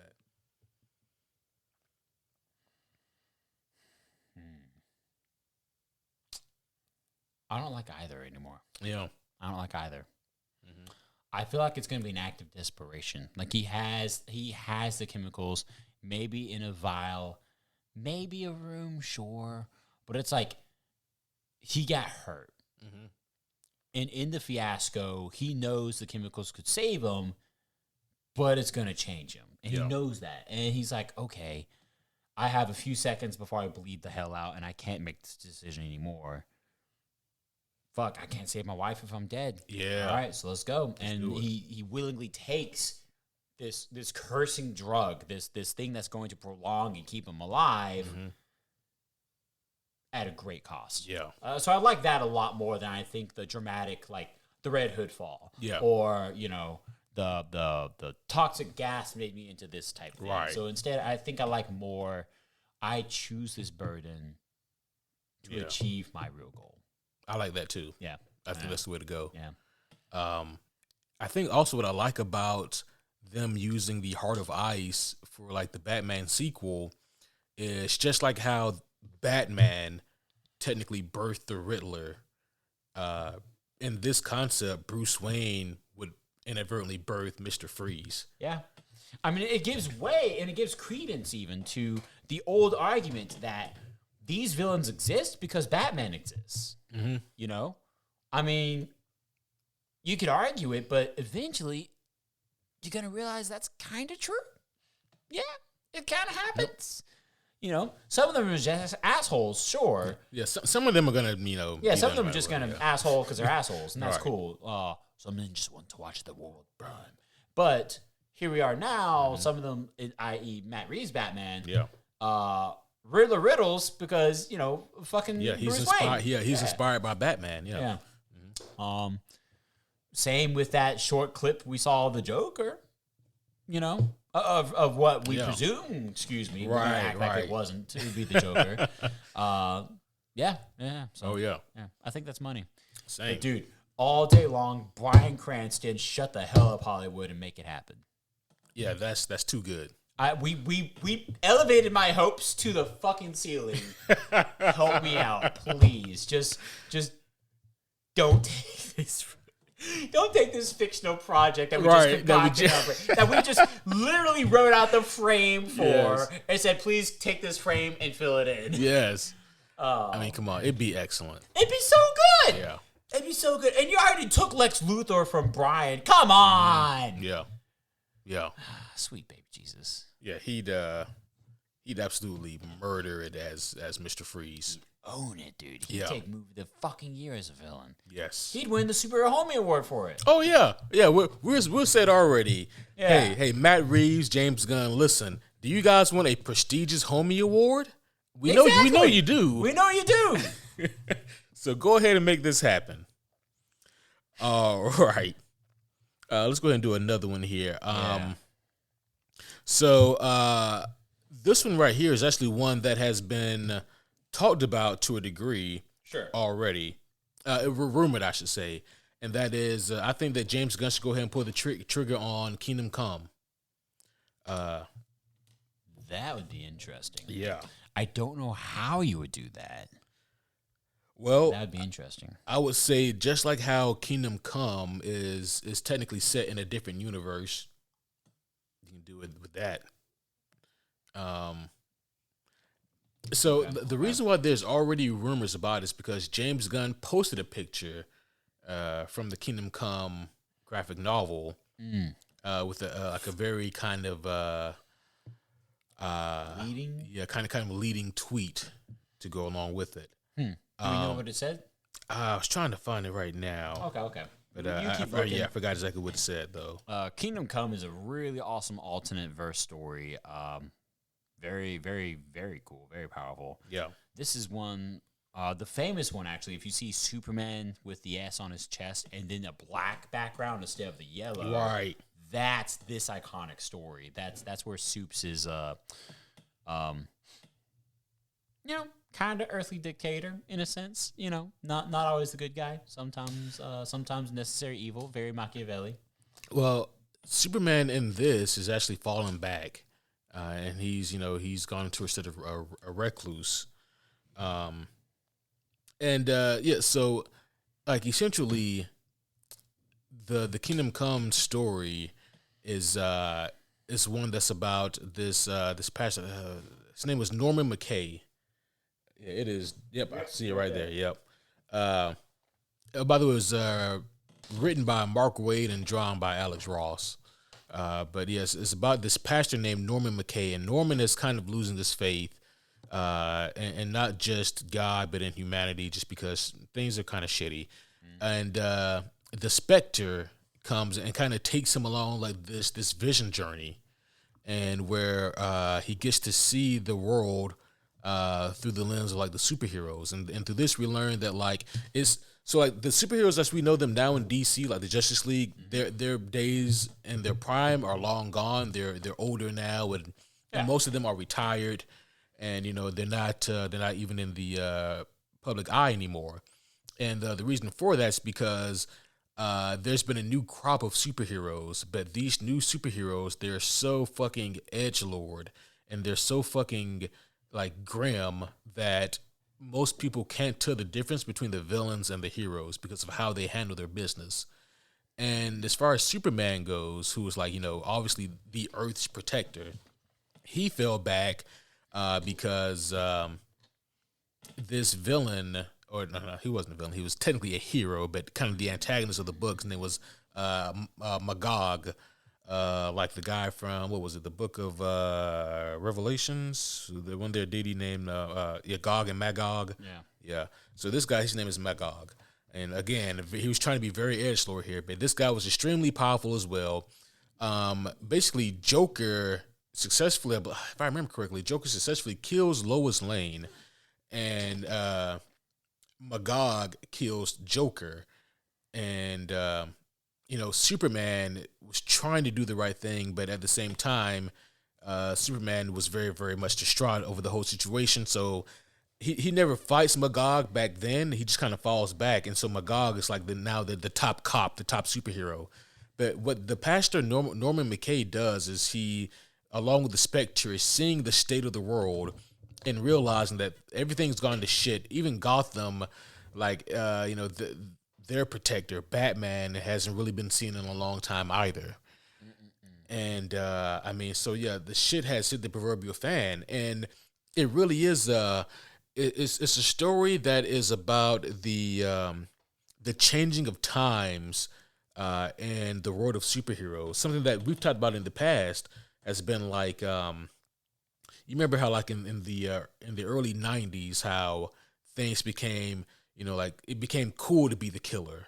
Right. It became that's kind of what this story is talking about to a degree, about how things have shifted and changed and people have forgotten kind of the true meaning of what it means to be a hero versus what it means to just be some cool guy. And so it is a very deep and layered story, and it's also a story about going back to your grassroots, remembering who you are and why you've done the things that you've done in the past, like why you decided to be a superhero. But it's a very cool and deep and layered story. There's some cool shit with Captain Marvel at the time before he was known as Shazam. Yeah. Very cool stuff with him in that book. And it's known as one of the best DC stories for a reason. Yeah. Honestly, I'd be tempted to make it two separate movies. Yeah. I can see that. So tell me the parameters for like what would be the... Well, it's such a long and such an important story that you really need two movies to tell it. That's true. Don't trilogy this shit. Yeah. How dare you? Hollywood for fictionally almost having this idea in my mind. But no, make it 2 movies. Yeah. Make it Kingdom Come, and the last one of like the prolific phrases near the end of the book. Whatever that title would be. I need to pick it up and actually look at it so I can find an example. Right. But I would say do that. You know that in the middle of the book, and I don't want to go spoilery here because it's not our job to do that. This is another one that we covered on the podcast some time ago. Yeah. It's like we like good shit. Halfway through the book, you know that there's a big dramatic happenstance that goes about. Let that be the ending to the first movie. Yeah. And be the lead into the second. And then as the second movie continues on and carries out the rest of the story and really driving the point home, boom, there you go. That would be it. Yeah. And that way you can get the actual layered message across and not try to rush and cut shit that really enhances and makes better the story. Right. Yeah. Yeah, I do agree. Like it'll be really hard to do Kingdom Come in one movie, unless you want to Zack Snyder that and make it like a 3.5 hour extravaganza. But if you did with any movie, but yeah, and also like it does take a certain type of director to pull that off. Right. Yeah. Zack Snyder could do 3.5 hours, but I know so many other directors probably be like, nah, dog. Yeah. That's a lot. Mm-hmm. Yeah. So yeah, like Kingdom Come again. This is one that's already been in the rumor mill. I would love to see it. Funny question. Yeah. It may very offbeat, but bear with me. It might be on beat. Who knows? Do you think that since James Gunn is kind of like in charge of the wheelhouse now, he's steering the boat, he's driving the vessel.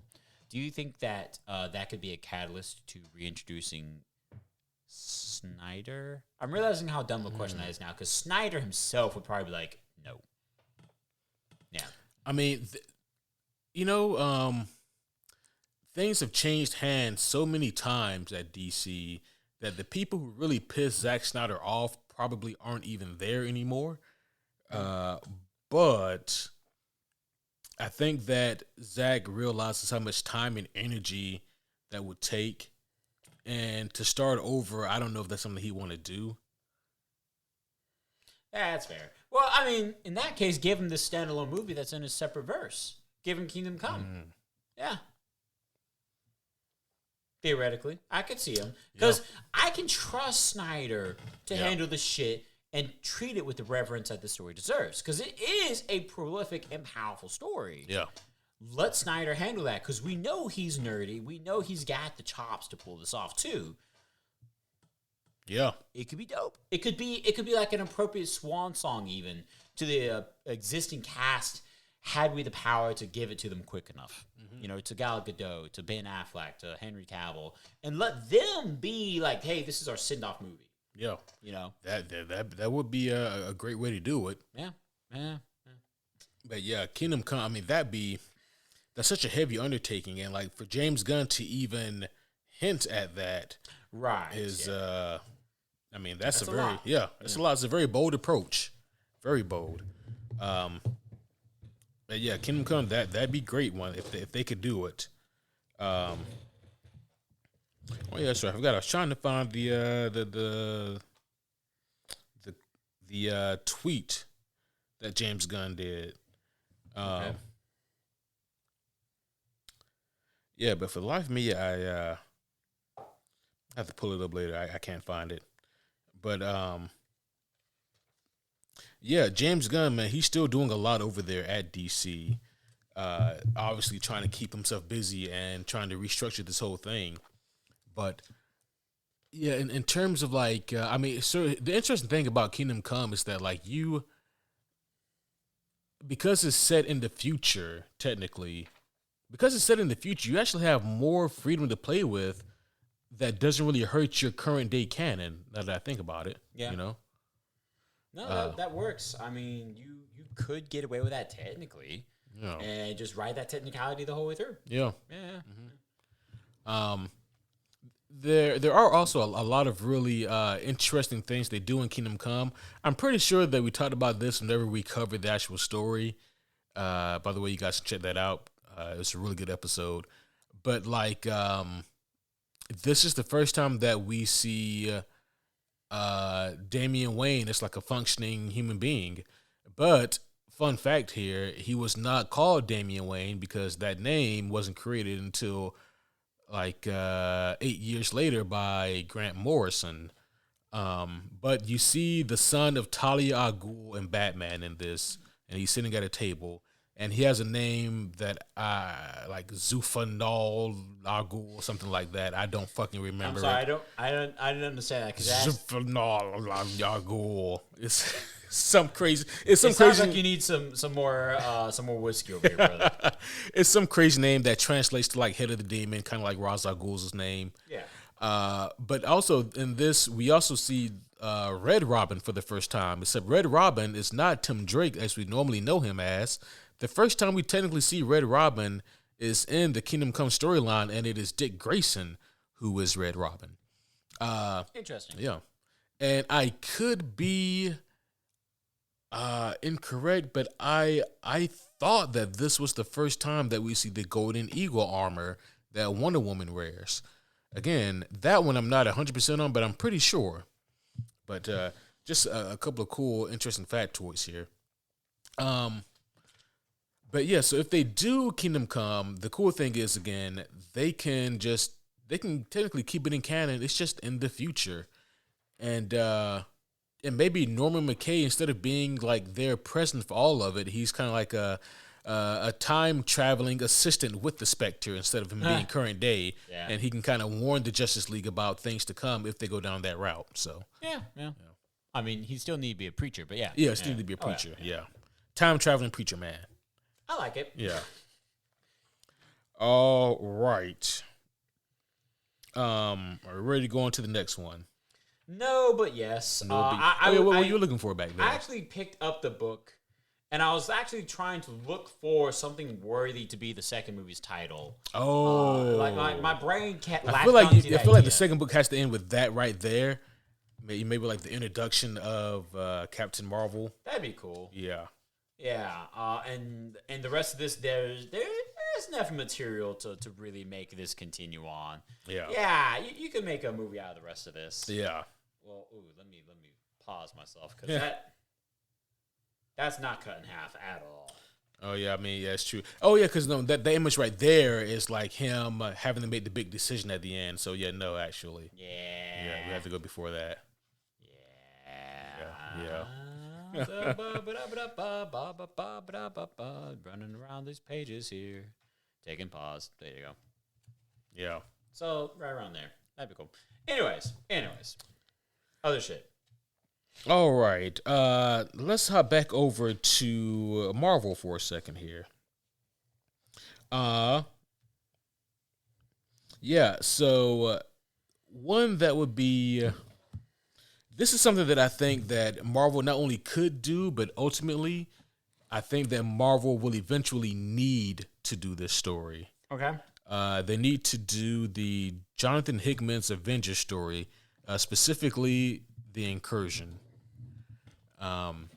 Okay. Yeah. The Incursion storyline, that's the storyline where one Earth in a random universe is destroyed before its time. Right. Causing a chain reaction. So now all the Earths are yeah. Now all the Earths are about to be destroyed unless they destroy the opposing Earth. I've talked about this at nauseum in other podcast episodes, but the reason why the Incursion I think would be such a cool story is because Marvel has already introduced the idea of incursions in the MCU. They had Reed Richards, I believe, mention it in Multiverse of Madness. So the incursions are a thing. Also, the reason why I think that this would be a very important story that Marvel needs to do eventually, just like how DC has Flashpoint in their back pocket, Marvel can use Incursion. They can hold that in their back pocket whenever they need to reset their universe. Because the way this ends, it ends with an event called Secret War. The 2015 Secret War event, in which case we see God King Doom having restructured the remnants of the universe in his own image, and no one is none the wiser. That is how this Incursion story ends. And at the end of that Secret War storyline, the universe is rebooted. Okay. So if Marvel, they've already introduced the idea of having incursions, and we know that they plan on doing a Secret Wars movie.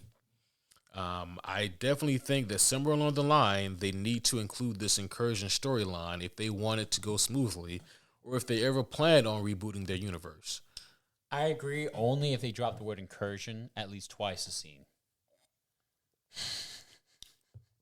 That seems a bit gratuitous. Nope, it's just an incursion of the word incursion, and it's really a domino effect, because you can't introduce incursion without all the other incursions incursioning on your incursion.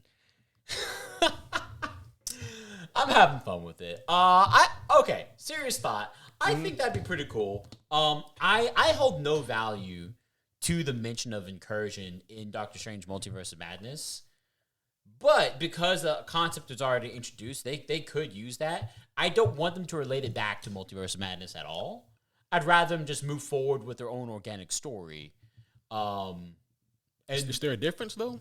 There is, yeah. Let them tell the story fresh, because Jonathan Hickman doesn't need the Multiverse of Madness or fucking House of M in order to tell its incursion storyline. Jonathan Hickman didn't give a fuck about Brian Michael Bendis and what he told. I don't see how pretending that Multiverse of Madness didn't use it changes anything. Just because it wasn't that good a movie. What other reason do you need? For continuity's sake, I think that you should keep it in there. Yeah. I don't know. Yeah. In that case, let it be an Easter egg at most. It was an Easter egg in the movie. No. But obviously, if we're taking up incursion and the whole process and the thought and the story behind it, then that's obviously no longer going to be an Easter egg. Even have our universes, whatever you want to call him, Reed Richards, be here and maybe even talking about it and breaking it down with exposition again, sure. But I would prefer Multiverse of Madness to just kind of be swept under the rug there. And just have that be one of the incursioned universes or something, Yeah. It would make sense. It would also, I'm thinking about this shit on the fly here. Thinking about it now, it would be a great reason to fuck Phase 4 over and just say, hey, a lot of this didn't happen. That'd be pretty cool. The only way that technically that would work, though, is if, the 616 universe gets incursioned and there's no more. Right. And, the whole point of me mentioning that, though, is, that is their reset button. It's that's their flashpoint. That's their get out of jail free card. So you don't hit that just because you don't like Multiverse of Madness. You hit that so that you can start your universe over. Right. Yeah. Jokingly, you hit that because Phase 4 is bad. Yeah. It's that's the thing. More the Multiverse of Madness. I think you hit that button only if you realize you can't recover from Phase 4. Right. That's fair. All jokes aside, that would be intriguing. That'd be a powerful one. I don't know. I don't think Marvel's anywhere near ready to tell that. No lifetime soon. It would be many, many years later from now. It I guess depends on how many years is many years. Well, here's the thing. I think within 10. Okay, that's cool. I agree with that. It has to be a double-digit number, at least 10 years, because I would say 5 to 10, but all right, 8 or 9. That's the lowest single-digit number I'll give you, because if it's present-day Marvel writing it, it's not going to be good, and I don't want it. Yeah, see, now the quality of it, that's up for debate. How will it be done? That's a lot of where my mind is, because it's if this is going to be relating to the idea of incursion, i.e. as introduced with Multiverse of Madness, I don't give a fuck about it. It's bad. But if we go on years from now... But the idea is still the same for Multiverse of Madness. Except when they rewrite it to their own purpose, because no one's familiar with the story, and then thus they rewrite the shit out of it like they have in You mean so it was an Easter egg in Multiverse of Madness. You introduce it in whatever movie that you're talking about that we want to use it in.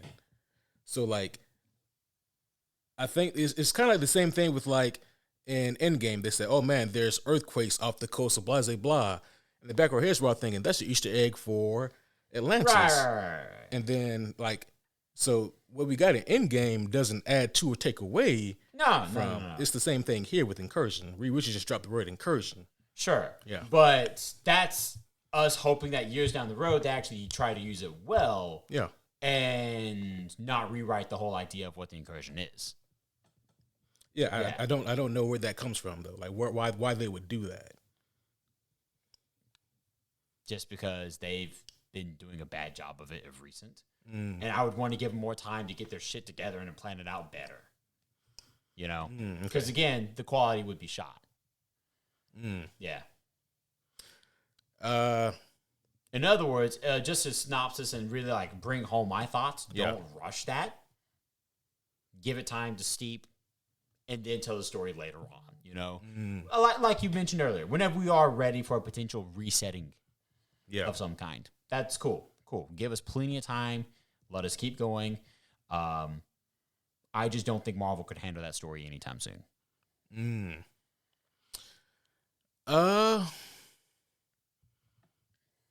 Yeah, I don't know if I'm ready to settle in that camp yet.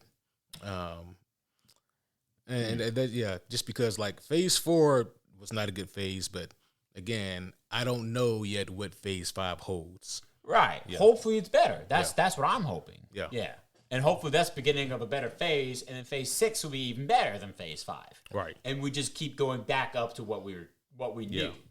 And then they can introduce the incursion right as kind of like before they start getting shitty again. But that's the thing though, like even if they do introduce the incursion right before they get shitty, that's not gonna stop them from getting shitty. You know, it's like no, it won't stop them from getting shitty, but it could be the time they actually press the anti-shit button. We're gonna it's more of a we've written ourselves into a corner button. So like for example, realistically speaking, how long does the MCU think they can last without Steve Rogers and Tony Stark? You use that incursion button as a good way to get that back. It's funny. I don't want to bring this idea up playing devil's advocate because I still want them to wait their asses to use this movie, to use this plot line and its power.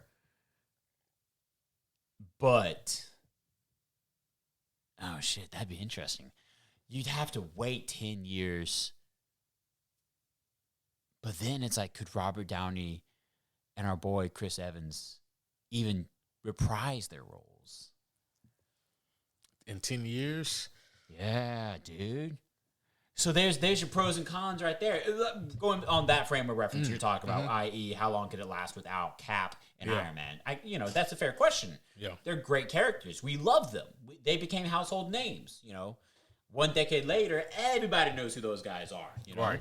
In 100 years, they're going to be free-range properties that any property can apparently name drop, i.e. like Batman recently, you know? Right. But, again, that kind of brings me to the point where it's like, are we going to even be able to bring them back? Oh, no. I'm talking about the characters, not the actors. True. Yeah.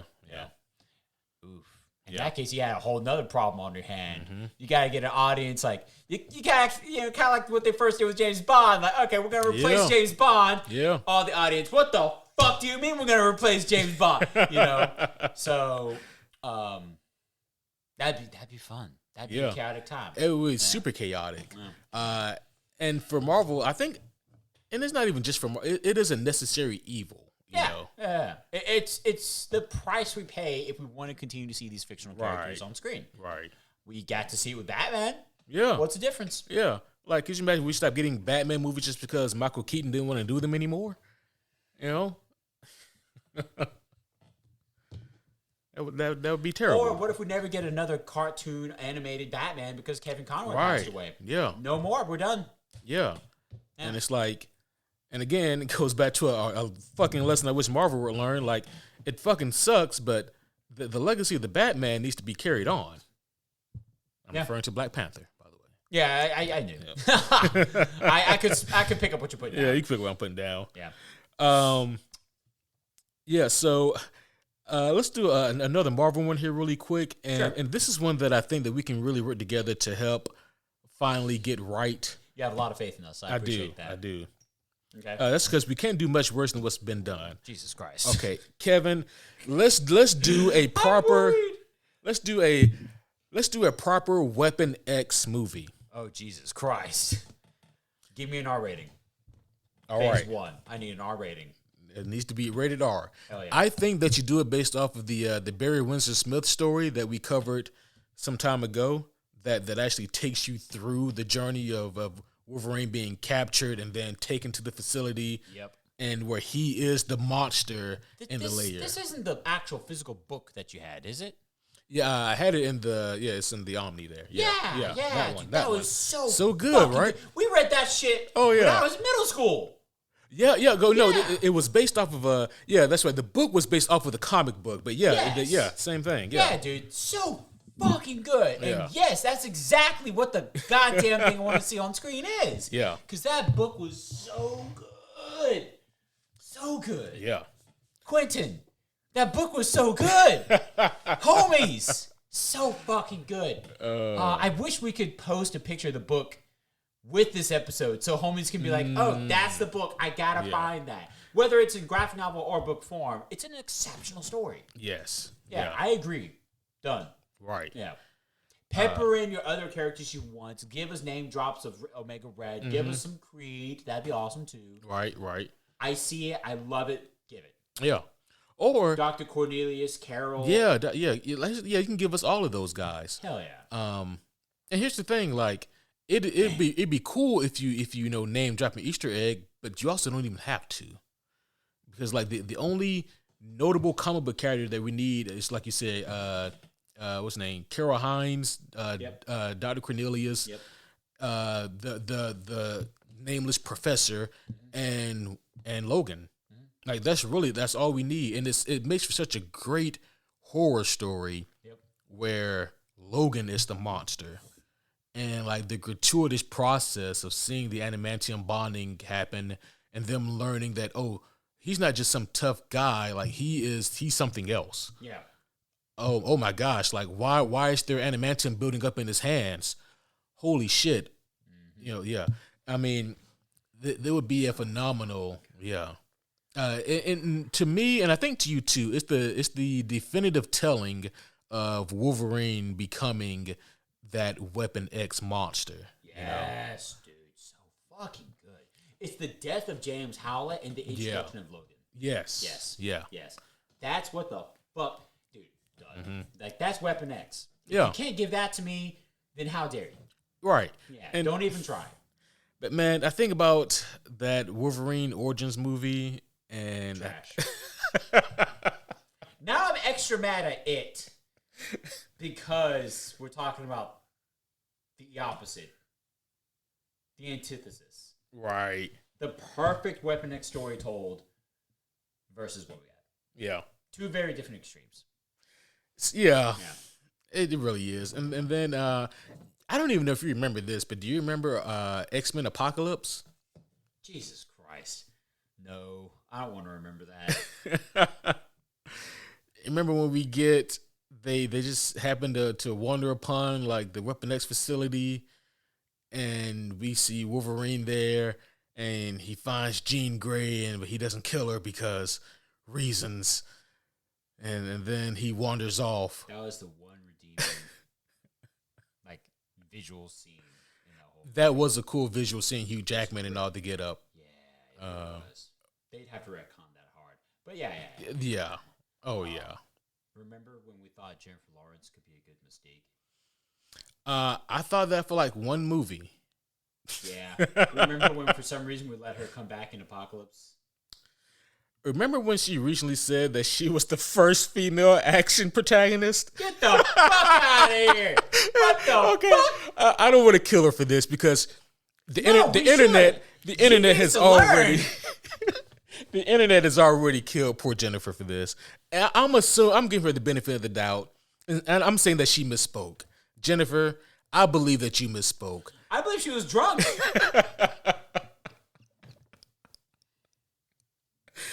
Oh man! Again, granted, devil's advocate to my own self. Mm-hmm. I've misspoken quite a few times. Yes. Yeah. Hell, I've misspoken. Oh, we this both episode. have. Like, that's what we do. We're professional misspeakers. Exactly. We just have mics. Yeah, we just have mics. Unfortunately, that's fuck. But I mean, that's a pretty big fuck up there. That's an arrogant fuck up. Right.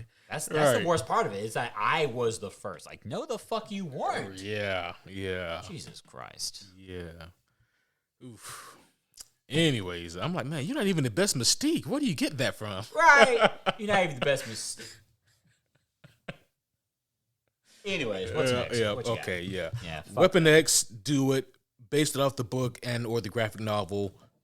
Make it happen. Yeah. Either way, yes. Either way, yeah, Holy absolutely. Fuck, such a good story. Yeah. Fuck man. So I was thinking about this when I saw a picture of the Joker sequel. Yeah,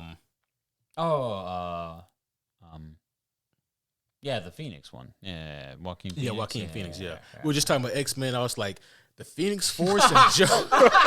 Like that sounds. Holy fuck, Joker got power up. Right. We doomed. Oh yeah, we're fucked.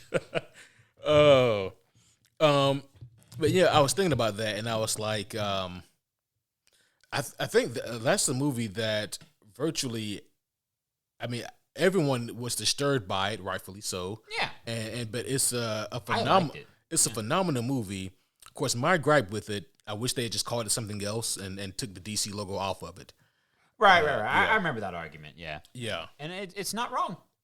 But it got me thinking about like, so how one could do like a Joker solo movie and have it be more in line with like the Joker that we know from the pages. Yeah. And it got me thinking, like, there is a story simply called Joker. It is. I'm assuming on that bottom shelf. But Well, I gotta put this book away anyway, so I'll find it. Give me a sec. But yeah, it's simply called Joker, and it was done by a famous duo. Like these two always work together. I think Lee Berhimo was the artist. Man. Oh, is it not down there? Oh, there's right there. Yep. Oh, okay. There it is. Yes, that's the one. Yep, Lee Bermejo. Yes. And Brian Azzarello. Yes. Yeah. That is a phenomenal story. It is incredibly dark. DC Black Label, just to be very apparent. Yes. I really, really enjoyed that story. But what this story is about is actually from the POV of a low-level henchman who works for the Joker. And I think that would be a phenomenal way to approach a Joker solo movie. Because I never want to get inside the mind of the Joker because I never want to know how he thinks. But I think that seeing it from the POV of this low-level nobody, I think that would be phenomenal. So with this story, it starts off with this guy picking up Joker from Arkham Asylum. And Joker, he begins his chaotic rampage of getting back his money and his turf and his territory and this war that he has with Harvey Dent. It is a fascinating story where this guy gets glimpses of the Joker and in his mind, he's gaining the Joker's trust. The Joker's doing a lot for him. And I mean, he's still scared shitless of the Joker, but you know, he's feeling like he's getting on the Joker's good term. Yep, good old Johnny Frost. Johnny Frost, that's his name. Yeah. I'm looking through it right now. That's the only reason I know. But yeah, and it is just it's you know what it's like. It reads, and I think on screen it would even play like Training Day. That's really how it feels.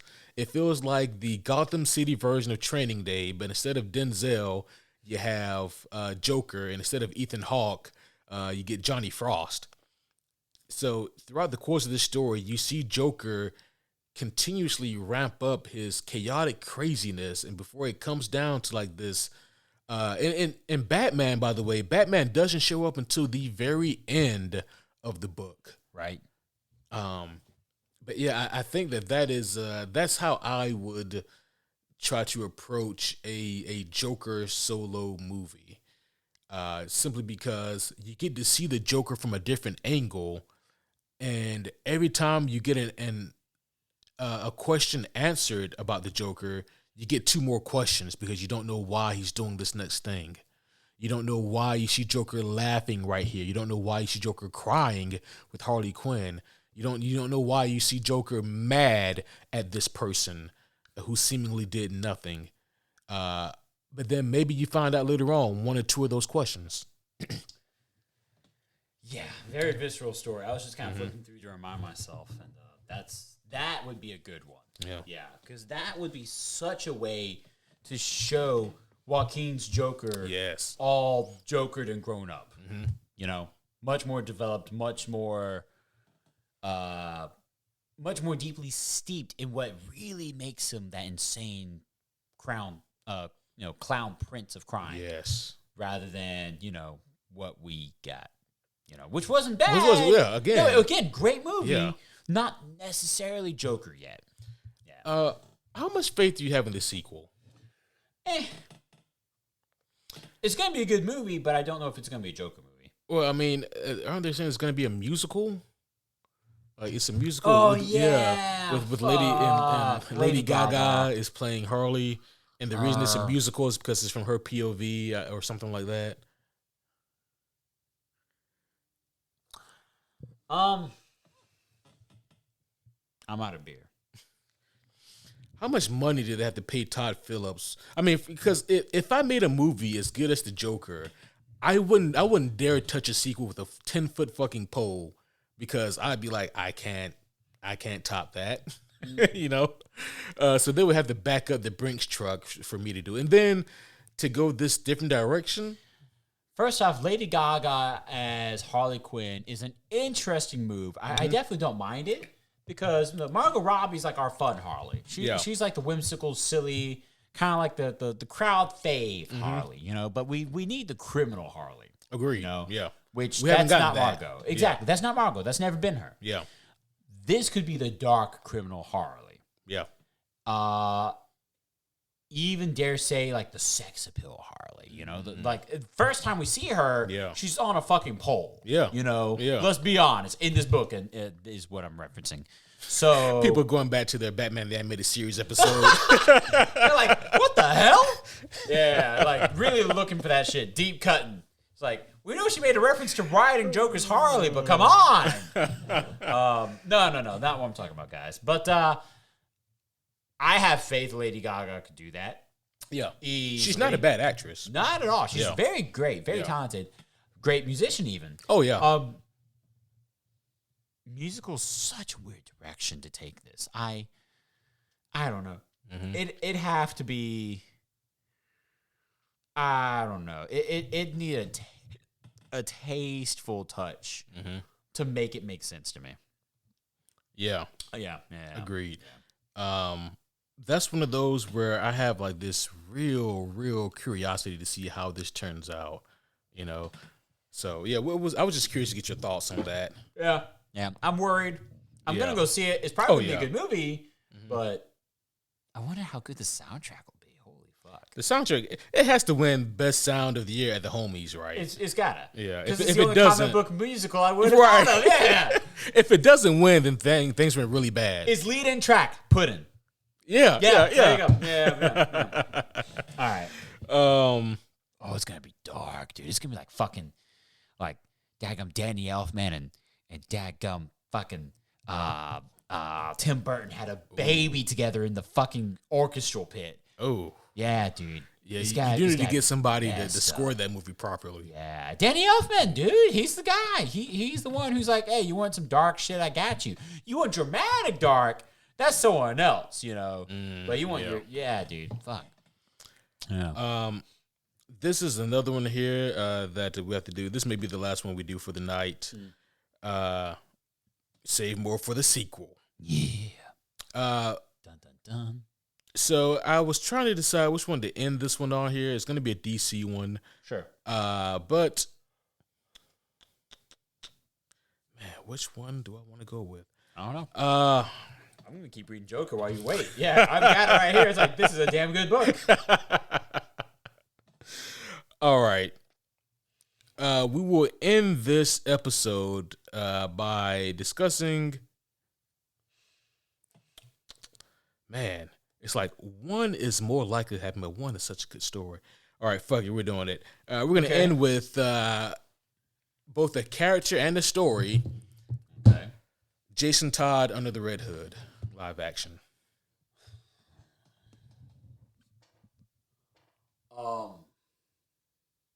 Jesus Christ. Give me a second. I gotta wrap my head around that. Yeah, do your thing, bud. That's such an awesome choice to end on, homie, because what a great story. Yeah. We've seen that retelling so many times. We've never seen it live action though.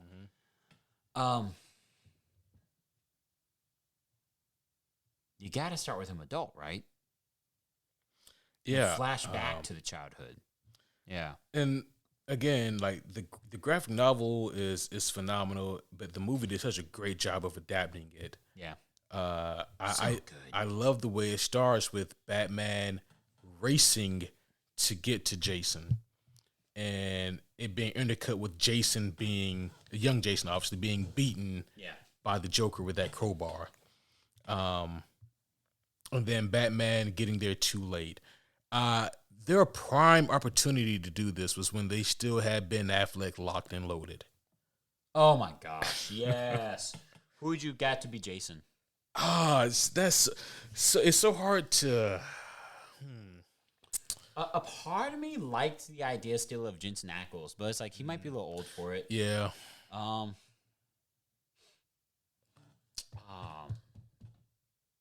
the little dipshit from the TV show. No disrespect to that guy, of course. No disrespect. Said the guy who called him a dipshit. Right. Oh man. I think I'll go with I forget his name, and even if I knew his name, I don't think you would recognize him by his name. Probably not. What's he been in? He was in. Hear me out here. He was in Stranger Things. He is not one of the kids. Thank you. Okay, I was really worried. I was like, Quentin. His name is Daiquiri, almost Daiquiri, yeah. Strawberry Daiquiri? Okay. But he plays the older brother of... Oh, the dead one. Yeah. Yes, Spoiler. yeah. Spoiler, by the way. Yeah. Yes. Yeah. Old shit. Come on, that's the only reason they chose that Kate Bush song. Come on. Yeah, dude. I could see that. That sells. And I know he has range because the first thing I saw him in, he played the Red Ranger in like the 2017 Power Rangers movie. Really? Yeah. Wow. Yeah. I'll be damned. Yeah, dude. Sign that motherfucker up. Yeah, I like that. I'll gamble that. So he's got like the fun action chops. Many blessings, good sir. Excuse me. Oh, live action sneezes. No, Live action. Yeah, there's no stunt sneezes on this show. Never. Yeah. We wouldn't disrespect your homies like that. Same with the coughs too. Double the action. Yeah. Like what's it? Daiquiri Montgomery? He's got a really bizarre name. I'm pretty sure that's a cool rhyme though. Daiquiri Montgomery at your service. But yeah, so we've seen him do like the fun action type roles. We've also seen him be like the dark asshole. You gotta dye his hair. Is he blonde? For real? He's like a dirty blonde, I think. Like we gotta dye his hair. Yeah, had to dye his hair. Yep. Yeah. No two ifs, ands, or buts about that. But yeah, dude, I like that idea. I agree. He's got some chops for it. You know, Oh yeah. How would you pronounce that name? Daker? I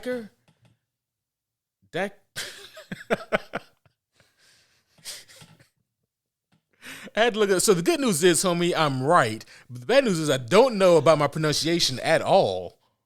Decree Montgomery. Okay. I'm going for the rhyme. Gotcha. Decree Montgomery. Gotcha. There you go. That's it. No, that can't be right. No, I don't know the origin of the first name, but I'm going with the rule of the vowels. So it's Daiquiri. Daiquiri. So yeah. So Daiquiri. Yeah. No. Yeah. Accent on the A though. Daiquiri. Montgomery. Yeah. That's it. Yeah. Okay. But it's like it's not decree like I just said, but Daiquiri. Yeah. There it is. Cool. Okay. That's my final but I mean I think dude, he can do it. Yeah. Oh, fucking day, dude. Give that guy like the asshole prick. Give him the bulk back up a little bit. Yeah. Done. Yeah. Yeah, get that Red Hood made after his head. You're easy. Right. I think he'd be a great candidate. Yeah. Especially if it would have been Ben Affleck Batman. That would have been the age perfect. Yes. Oh, what a waste. I know. Jesus Christ. Man, come on, James. Talk to Ben. Tell him you got this idea. I'm not mad that you didn't come in front of me. But why is he still alive? Jesus, what a great scene. Great. Oh, my gosh. Yes. I would not want a TV show. I would not sit and wait for that shit on weekly release. Fuck that. I want the movie. I want a 2.5-hour fucking movie. Sit my ass down. Don't let me up to pee. I want the movie. Yes. Yeah.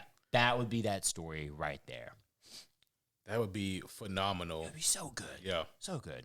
And don't do that dumb shit, that choose your own adventure bullshit movie that just came out. Give me the real story, dadgummit. Yes. Not A or B, what's going to happen? Like, get the fuck out of here.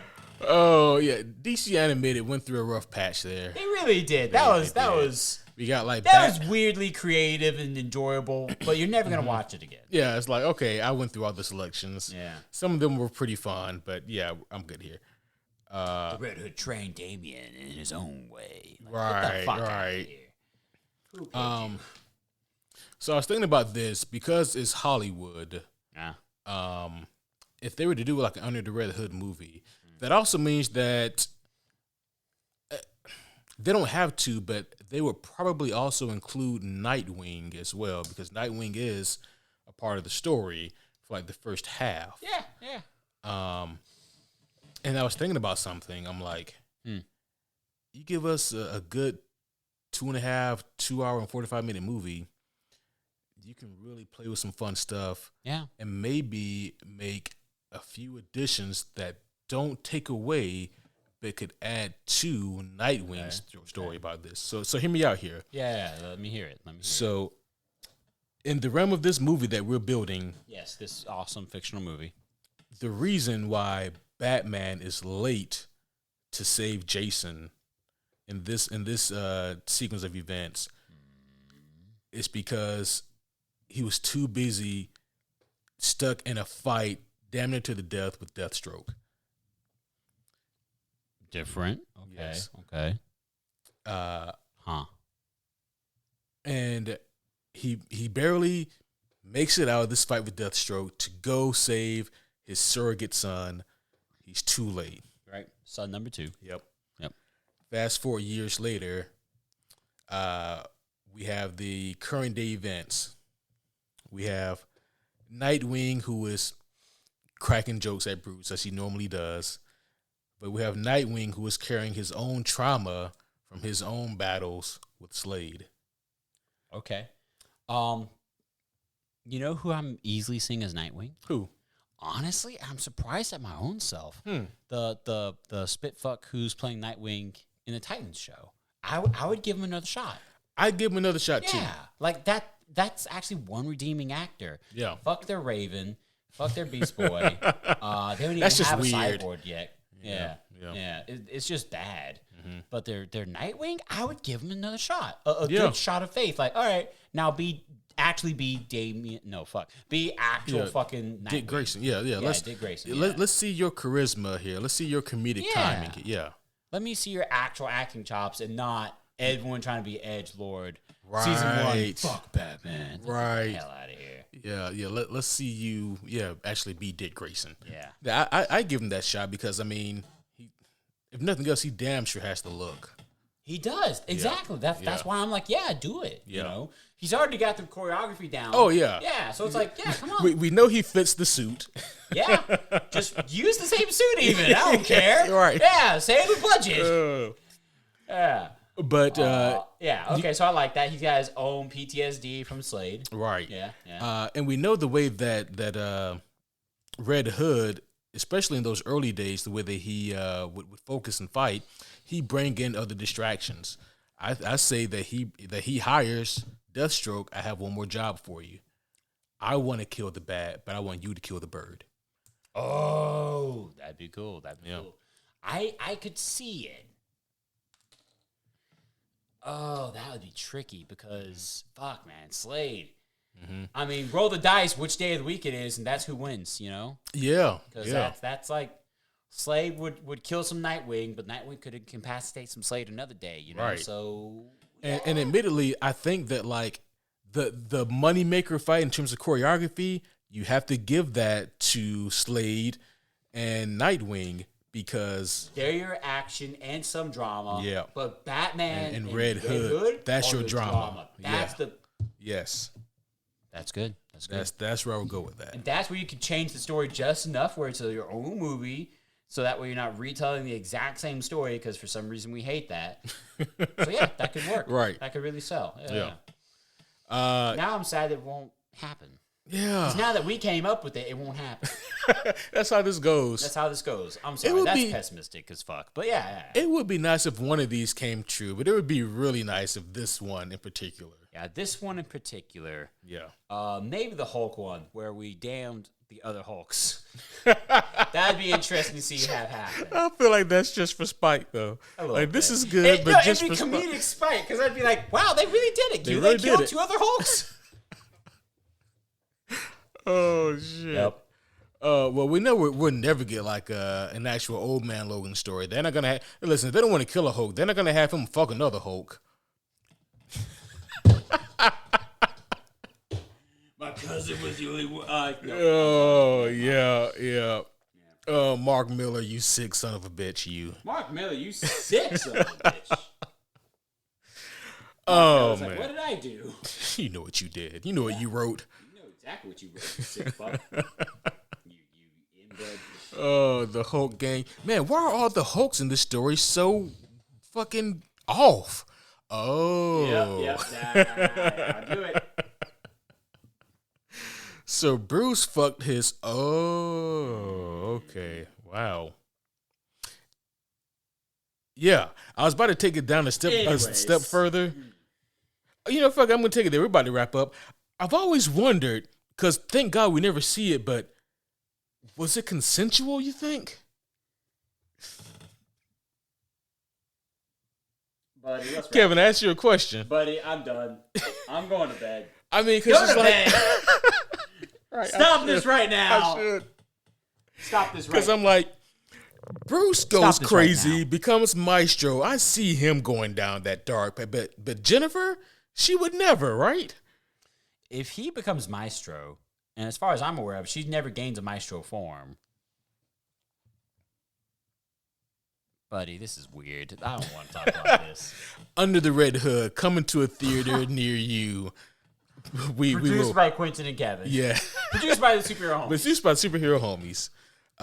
We can only hope. Homies, let us know what you think about the Hulk and Jennifer's relationship and Old Man Logan. Someone contact Mark Miller and tell him what in the hell he was thinking. I want to go to bed now. You fuck. But with that being said, hopefully you guys enjoyed this episode where we broke down some characters and some cool storylines. Yeah. And how they could be properly adapted for the big screen. Some of these we have more solid answers than others. For the love of Uatu, I have no idea how Marvel does a World War Hulk story without a Planet Hulk. I still can't wrap my mind around that. That's going to be a funky one. That's going to be funky indeed, but we'll see what happens. Kingdom Come, still a very interesting subject too. Yeah, Kingdom. Yeah, both of those are definitely the most interesting. How in the hell do you do it? Type movies, and ironically, out of everything we discussed, those are the two that are most likely to happen. Which is, isn't that fucking bizarre? That is way fucking bizarre. Yeah. But no, I had a blast with this episode, man. And there's still like, I wrote down a total of 12 different movies and or characters to discuss, and I think we've only hit like maybe I think 8. 8? My math is very, very. Yeah, I was about to say, bro. I think we did 5 because we did 2 of each, and then we did 1. Oh, wait, we did World War Hulk. Check. Heart of Ice. Check. Under the Red Hood. Check. Incursion. Yep. Weapon X. Yes. Kingdom Come. Oh, okay, yeah, we did more. Omega Red 7. And Joker. All right, we did 8. Oh shit. Okay, we did cool. 8. Okay. Man, we flew by those. Okay. Yeah. Not bad. Not bad. And there's still room for more. I still had some other stuff on the list, but I'm sure that sometime down the line we can do a part 2 for this. Yeah, we'll do a part 2 for this one. Oh, yeah. Because there's a lot more characters and a lot more cool storylines to adapt here. But this has been a blast. Homies, we are not done for the year yet, though. There's still much more cool shit to come, including now it's an annual thing, our annual comic book Christmas story review, where we pick a Christmas story from a comic book and review it. I believe last year we did Sleigh Ride, which was a story where Robin gets kidnapped by the Joker on Christmas Eve. Very, very fun story written by Paul Dini. I had a blast with that one. And the year before that, we did another Batman story called Batman Noel. That was also a very, very, very great Batman story. Yeah. I was just thinking it's about time to reread that for Christmas. Yeah. Now, the interesting thing is that as the years go on, it becomes increasingly hard for me to find an appropriate superhero Christmas story. Yeah. But I will find one. I have one in mind, but it's a very short one, but we'll see what happens. And, of course, to wrap things up for this year, we have to do the annual Homies Award ceremony. Hell yeah. It's only the most prestigious award ceremony of all time.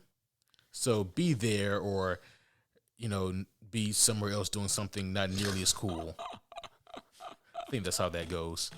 Yeah, buddy. Yeah, that's about right. Yeah. That's good. Thought so. Yeah, that's good. And also, guys, if you haven't already, be sure to check out our Patreon page. That is patreon.com/superhero homies.